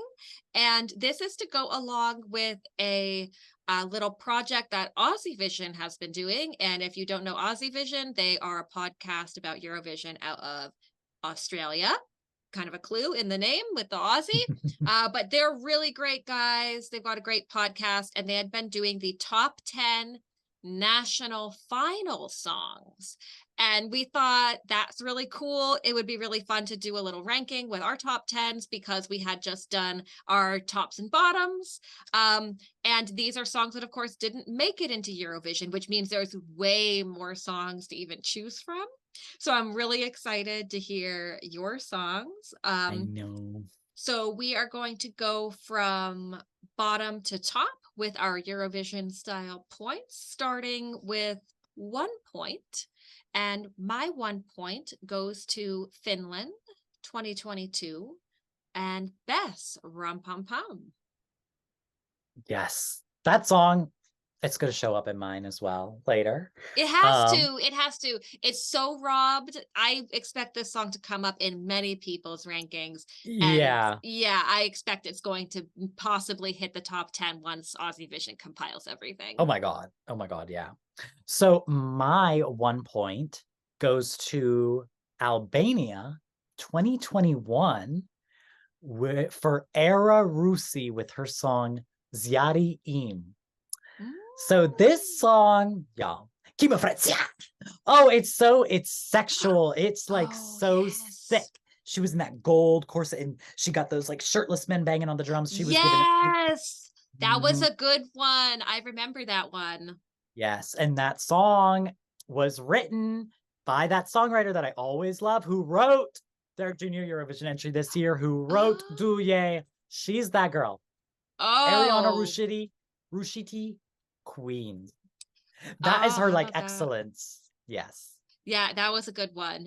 And when you said Albania 2021, I was like, wait, what? Because my 2 points goes to Albania 2021, but it's JESC with Delusional.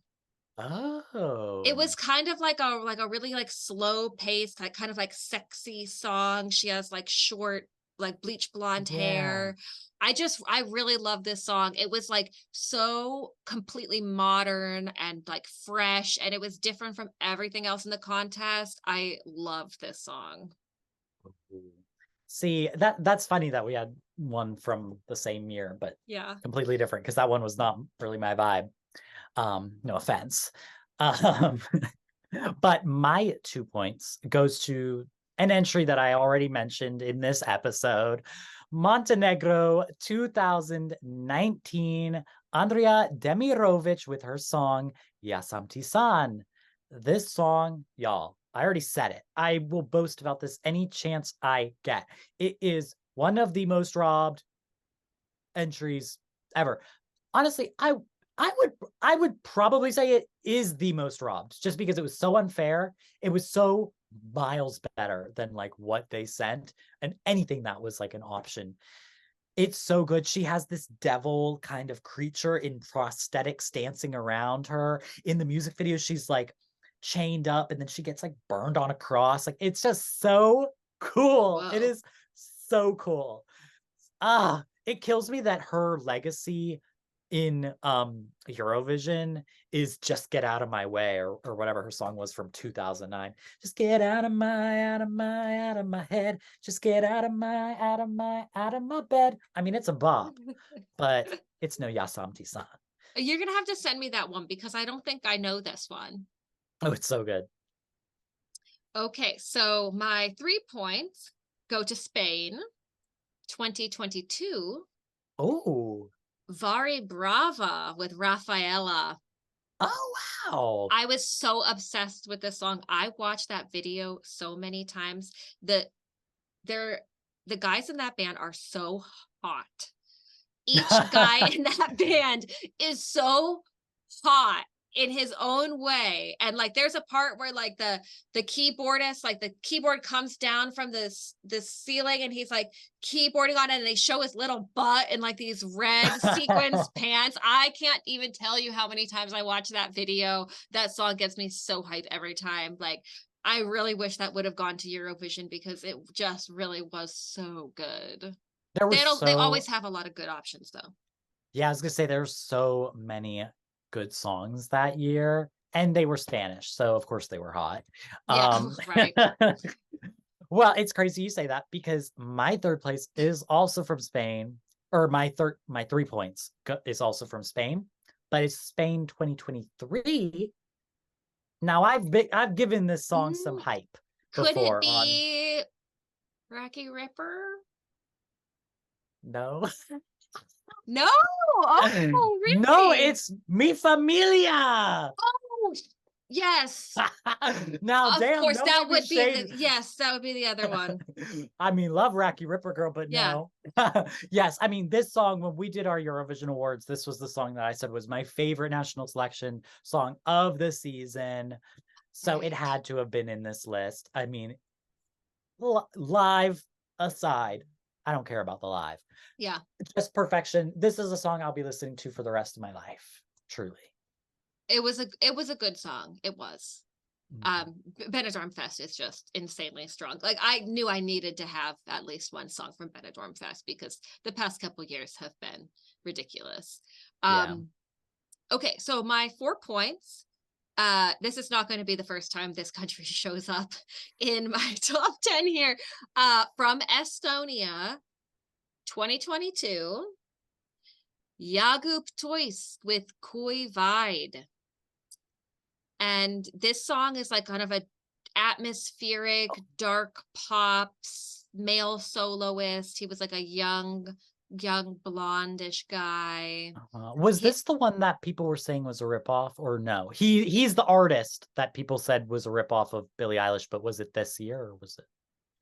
I don't know anything about that. And I really don't know much about Billie Eilish's music either, so I can't even say if it tracks or not. But the song was just really cool. It was one that got left in the semifinal.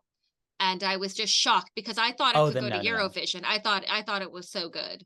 But yeah, I like literally will wake up with this song in my head and like I don't even speak Estonian, but I'll wake up and be like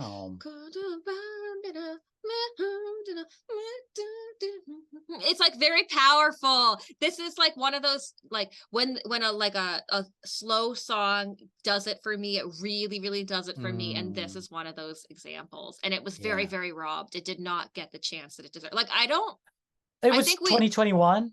It was 20. Okay, so I think it was 2022.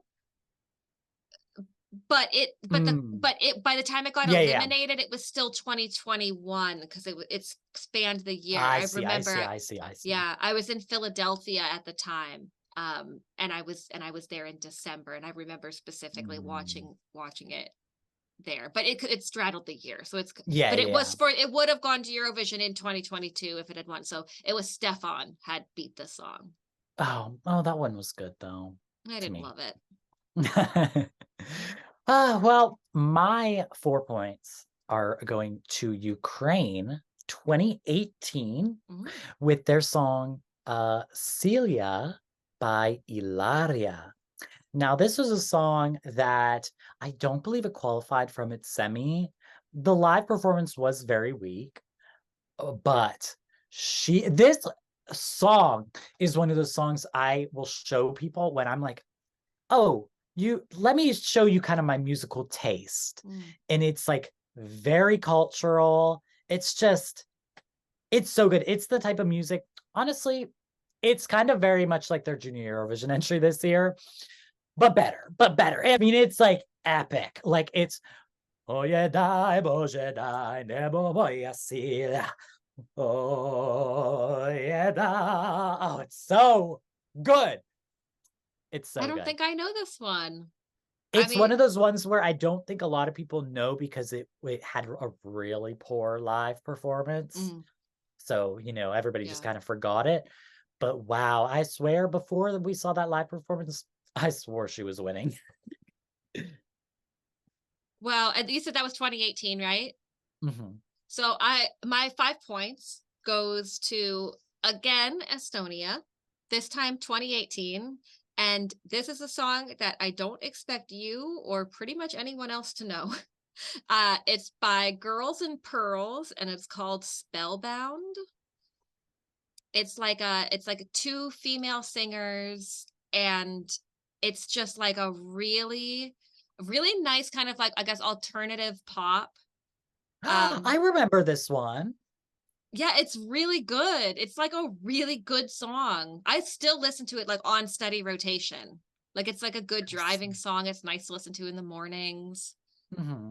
I like the lyrics. The lyrics are really good. They like make sense. I'm starting to get your vibe. Yeah, because so like my vibe, I noticed from doing this and the one last week, like I sort of go between, I like really campy, out of the box stuff, really entertaining stuff, and then I like really kind of like indie alternative vibe. Yeah. Well, my 5 points are going to go to Finland 2017. Circle of Light by 𝗏. Do you remember this one? I don't think I remember that one. Oh my God. This was one of the biggest gags ever. Honestly, a lot of these ones I just kind of realized are ones that were like fan favorites until the live performances. Okay. So this one was so amazing, but it was like it was the most unfortunate situation ever for this poor girl because so first of all, she was having all these sound issues. She sounded horrible. Then she has like a torch, like an actual torch that's on fire. And so she's like, because it's called Circle of Light, and she's surrounded by like a circle of fire, and then she has this torch. It just poofs out. It just was like everything was just going wrong for this poor girl. But this song still holds up to this day. It's something that I would love to see Finland send. It's just, it's so good. Was 2017, was it up against 𝗏𝗆𝘆? I think so. Okay. Yeah, that's the one that I really remembered from that year. Yeah, that was the year they sent Blackbird. And, I think it's one of those things, like, had her live performance been great, she probably would have won. And who knows?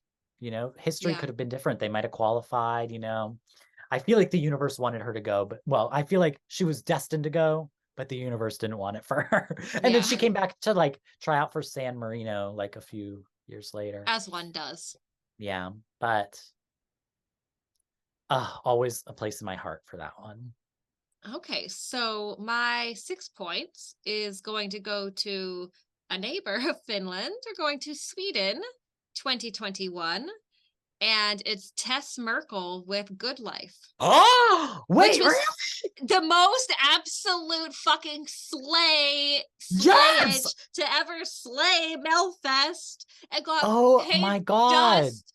𝗏𝗏𝘅𝘆, it was her best song ever. That performance was insane. They had the latex outfits, and the dancing and like the choreography and camerography was just unreal. it was so good. Ooh. Yes, I I have love not that song. ever heard somebody hype that up. I love that one. That was one of my favorites of that Obsessed. year. It's so Obsessed. good. Oh, Yeah. wow. It's very like Kylie Minogue, I feel like. Yeah, yeah, it is kind of. But It, they're kind of that same generation too, which is that's my generation as well, like on yeah. the tail end of. Like I say that in the most complimentary way of like I love that kind of stuff. Yeah, well, there's no Uh derogatory way to say you're like Kylie Minogue. She's a goddess, oh my so. God, yeah. Yeah. So my 6 points go to Estonia 2017. I think we know where this is going. Curly spirit animal. It's just, I mean, this is a legendary performance, a legendary song. I just, you know, it was a great song, I feel like, but the performance was just so cool and edgy and artistic. And I just feel like Curly has such a vision when it comes to her art. Like she's one of those artists. I feel like if she tried, I mean, I don't think this is her desire, but I feel like if she tried again, like, and really tried to go to Eurovision again, she could have like a Loreen, like, what's the word? Storyline, Okay. where she comes back. Like, I feel like just her, she's just an artist. You know what I mean? In Yes. what she Yeah. delivers, and she goes all into what she does. And I think that's the reason I'm such a super fan of her. I've watched so many of her like conversations about her experience trying that out and like why she probably will likely never try again because she put so much money into that and she put so much effort into it. And even like it was, people were like, "Oh, are you going to do a music video?" And she's like, "No, like I put my soul into that. That performance was like everything." There was no other way she envisioned it being seen, you know? And I love an artist like that like, but it's sad because I feel like she kind of almost burned herself out Yeah. by, doing all of that and then not going. And then it's like, why try again? But oh, it's just so good. I really dream of a day that we see her in Eurovision. I just think, oh, I love 𝗥𝗄𝗆. Drop 𝗥𝗄𝗆 one year and just send her internally select. I don't see them doing that. No, but she's such No. a big star. Like, come on, guys. They were so lucky to have her. Well, maybe we'll get lucky and she was one of the 12 Yes. submitted. Okay, so my 7 points go to Italy 2022 with 𝗫𝗏𝗆 Ciao Ciao. Oh, This song is just so me coded, it's ridiculous. Like, it's so fun, it's a little bit alternative, it's got a little dance thing that goes along with It's I got a mean, sense of it's humor. got humor. They had these amazing Moschino costumes that they Oh, wore. It was like I the fake shelf skirt thing. It looked like that was a, great. I love oh the my one God. where they were burnt. I want to recreate that. The look Oh where yes. they're in like it almost looks like they're in a prom outfit. Like I think he was in a matching pink suit and she was in a pink dress Yeah. and they're like burnt. Oh, I want to recreate that so bad. I think everything they wore for that was Moschino. Yes, yes. Oh, that was a good one. I Yeah. really it Amazing was song. it was in my short list to add, but it just God, didn't make it wasn't for it so me. hard doing this list? It was like I have a whole other 10 that didn't make it. I could have done a 10 of just Esty Lau, honestly. I know. Yeah, I tried to have kind of the way I did it for myself was I told myself you're only allowed one per country. Oh, okay. That's a way to do it. I could have done it But that way, then I but failed. I yeah, it's failed because there are hard. two countries that get doubles. Because they were just too good to not include. And one of them is coming up. Oh, My okay. 7 points went to Spain again. Spain 2022. This song never made it to a stage. 𝗏𝗏𝘆𝗆. I knew that one was going to be coming eventually. Yes. I just, this is so me. It's got the hyper pop vibes to it. It's just, 𝗏𝗏𝘆𝗆 as an artist, again, is just one that like really spoke to me and their artistic vision and just everything. it kills me to this day that we didn't get to see it on the stage, but I almost feel like that's the way it needed to be. I almost feel like I 100% understand their choice to withdraw, because this is a song that it would have killed me not being able to see it perform to its full potential. Yeah. And it would have killed me to see it like kind of like 𝗵𝗆𝗆. Like if she had a great live, it probably would be like my number one. And you know, it dampened the mood a little bit. It kind of messes with when you even listen to it, you think of that bad performance. Okay, so my 8 points. So this is the top 3 now. Go to yet again Estonia from 2017, 𝗥𝗶𝗯𝘆 Animal with the song Can't Keep Calling Misty. Oh. Do you remember this one? Yes, I do. It's kind of like a jazzy alt rock kind of song. Yeah. It's honestly really what most people probably wouldn't consider to be my taste, because it's very serious and kind of slow, but it But I also see has it. but it's got, yeah, that's like dissonant kind of like off-tune guitar slides happening, and it feels like really raw and emotional. I love this song. And what I really like about this song too is like I've listened to it consistently since 2017. And at different times in my life, depending on what I was going through, I saw different things in the song. Like it has Mm, changed meaning to me over time. And I feel like that's like a good piece of art when yeah. it can mean something different. It like evolves with you. It's not something Mm, that just makes you think about a different period of your life. It's just like how it fits into your life now. yeah. I, you know, it's actually interesting because looking at specifically your SD Lao ones, like I see they all have like a almost in a way a theme. They do. Like it's very interesting. I feel like we both have completely different tastes when it comes to SD Lao, but both of us are robbed every single time. Always robbed. Yeah. Like somehow we have completely different tastes, but neither of our tastes are ever rewarded. Equally robbed. Equally robbed. So my 8 points goes to Finland 2022. Rampapam, best. Excellent. It's just excellence. Again, it's one of those ones like it's just perfect. It's perfection. It introduced me to an amazing artist. Need I say more? It's just amazing. Very well deserved. I mean, obviously I had it in my list too. It's a great song. Okay, so number 10.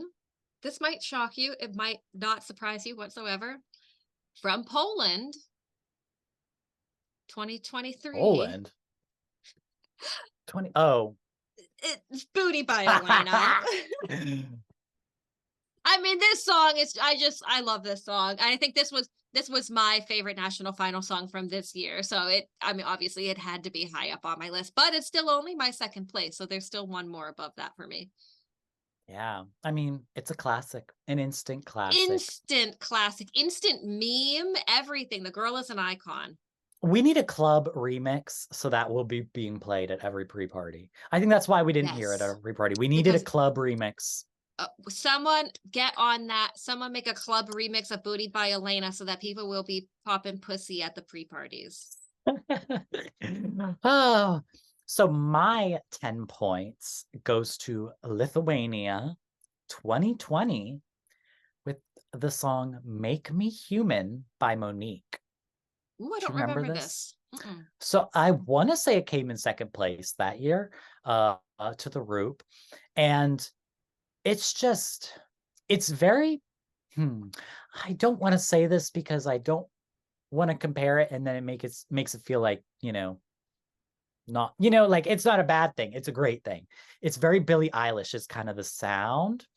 I need to listen to Billie Eilish because I have no idea what she sounds like. And that's the second time she's come up. It's very Billie Eilish, like her first album. It's got that darkness to it. Make me human.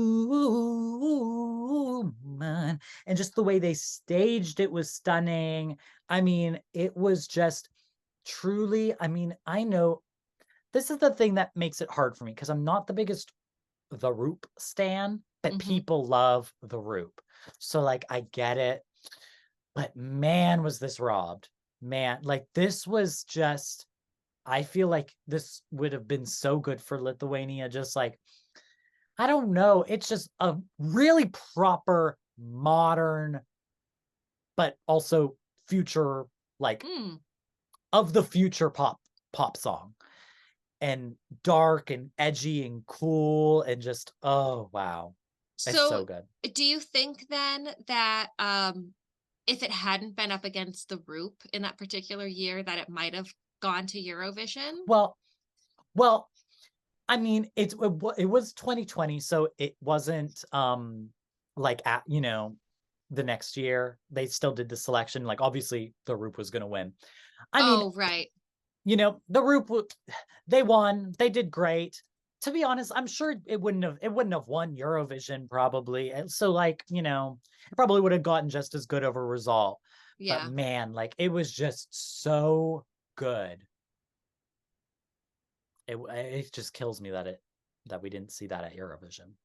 There were a lot of heartbreaks in 2020, I guess we could say. Yeah. That's the thing is there were a couple actually from 2020 that were in my list. And every time I look at those ones, I just think, well, low key, like, I mean, they would have lost, they wouldn't have ended up going to Eurovision anyways. Right. So Yeah. That's very true. Okay, so then we're up at 12 points. First places. I really wonder if you could guess what my winner is.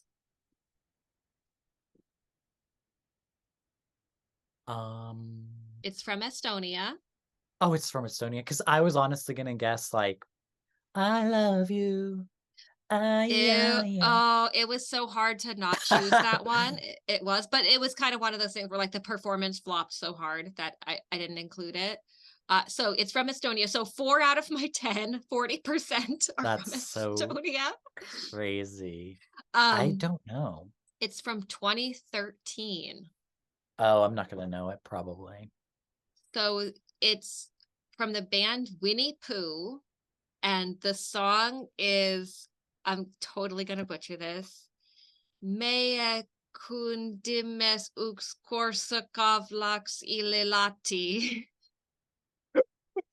It's literally one of the most fucking iconic performances to ever be performed on any Really? stage ever. This song is so insane. It's the music is crazy. The performance is just absolutely nutso. This is one of the things that I show to people when I'm like, this is what national finals can be. This is why you can't just watch Eurovision. Oh my God, I wish everybody could see Maxxy's face right now. Just like, This is insane. it's insane.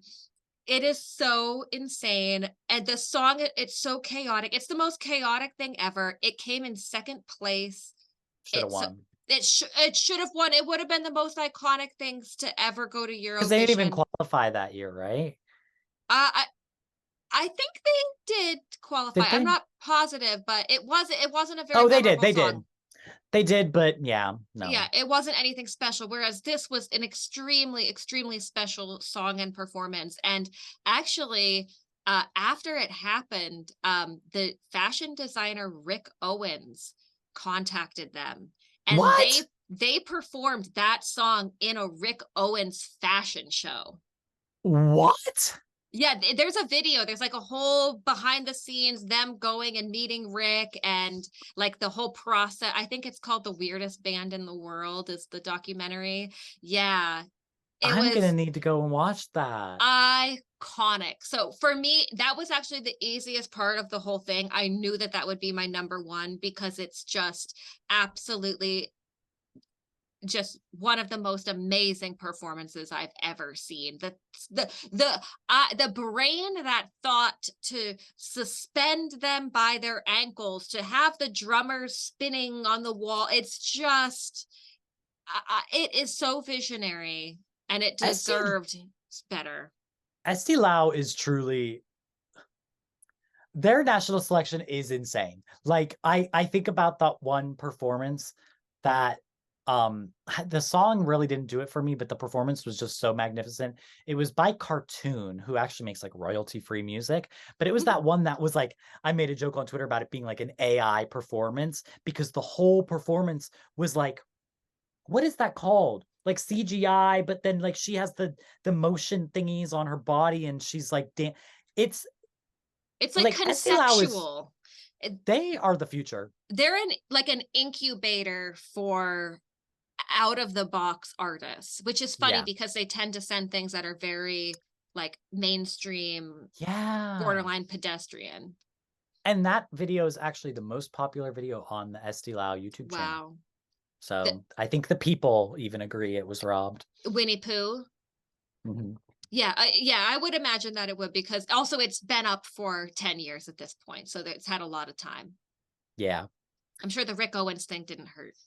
Oh my God, yeah. So I feel like almost like mine is boring compared to yours. Everything is Like, boring compared to that song. I don't know. I feel like this isn't exciting because I don't know. It might be a little, I don't know. Maybe it's a popular opinion. Maybe it's not. My number one most robbed song, national final, favorite national final song is Sweden 2017. This person might have won Eurovision this year. Oh, is it gonna be It's Statements Statements by Loreen. I'm sorry. This song is like what I love. A song, a performance that transcends just like music, but it's like an artistic vision and a message. And I remember watching interviews with her, and she was explaining every single little detail of that performance was thought out in every single thing, from their movement when they put their arm up in the air, from everything has a message and like a meaning and a thing. Like it's one of those ones where, you know, when like Taylor Swift comes out with a new music video and you know the Swifties are dissecting every little screen, it's one of those ones where you need something like that. And like just Loreen, this is the one of her entries that remains exciting to me, you know, whereas her two winning ones, you know, kind of fizzle. Like they have that magic when you first see it, but they don't, you know, hold out. But every time I watch that performance of Statements, it just sends chills down my spine. And like, I really do believe if she went to Eurovision, she could have won. Really? I'm sorry. I do. Because I don't think 2017 was very competitive. Like Portugal. Oh, no. No. So with this, I don't mind the song actually. I don't like the performance. I thought it felt very like first year performing arts college, community theater. The costuming was weird. I didn't like the little girl thing. It reminded me of the character from The Ring that comes out of the TV. It was a total the old lady, like I love her. miss for me. I just didn't like what she did there. But and it was a shame because I did like the song and I liked like the power and like rawness of her vocals in that song. But her vocals were insane. Yeah, her vocals were really good. I remember I played that to my mother and I was like, can you believe that this did not even qualify for the final? Do you hear her voice? Like that is live. Maybe with some autotune, but that is live. Like insane. I'm just thinking about I love you whenever someone forgot to turn off the auto tune on her mic at that pre-party. Oh my God. I forget what city it was. It was like where was I almost want to say it was Madrid. I thought it was feel like in I was Spain. There for it. Madrid, I think it was Madrid. I love you. But it was like only like you couldn't tell in real life. It was just you could really tell on the feed. Yeah, because I remember like being like, wait, that happened? I mean, we talked about autotune last week, so it's not like I'm not knocking her at all. I just really No, thought yeah. it was funny. It was I mean, we hilarious. know Laureen has an amazing voice without autotune, so. Yeah, well, and Laureen put out that acoustic version of Tattoo, and I was like, does acoustic not mean what I thought it means? Because I am looking at someone playing a synthesizer with my eyes. I visually see a synthesizer, and she has mad auto tune on her voice.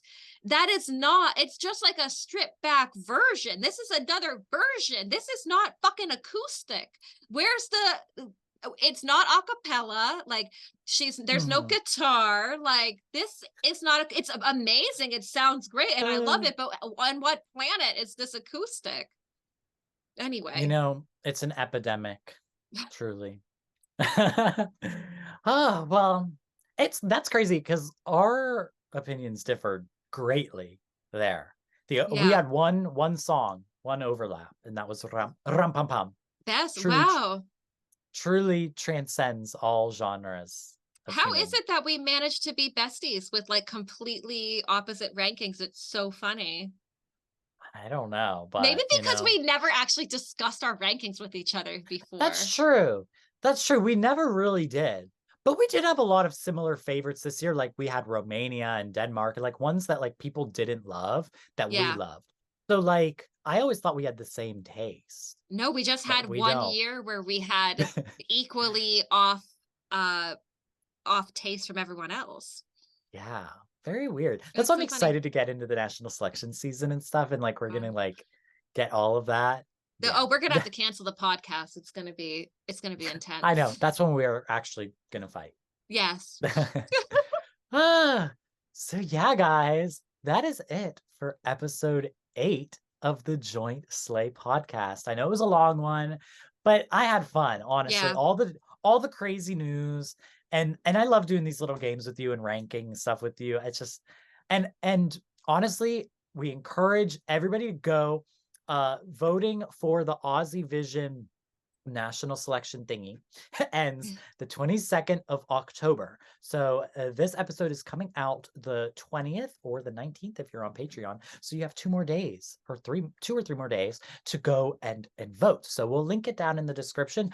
Go add your favorites for your national selection, your top 10, and leave who you voted for in the comments. We want to see who your favorites are. Do we have any similarities? Who knows? I'm very excited to see what everybody says for that.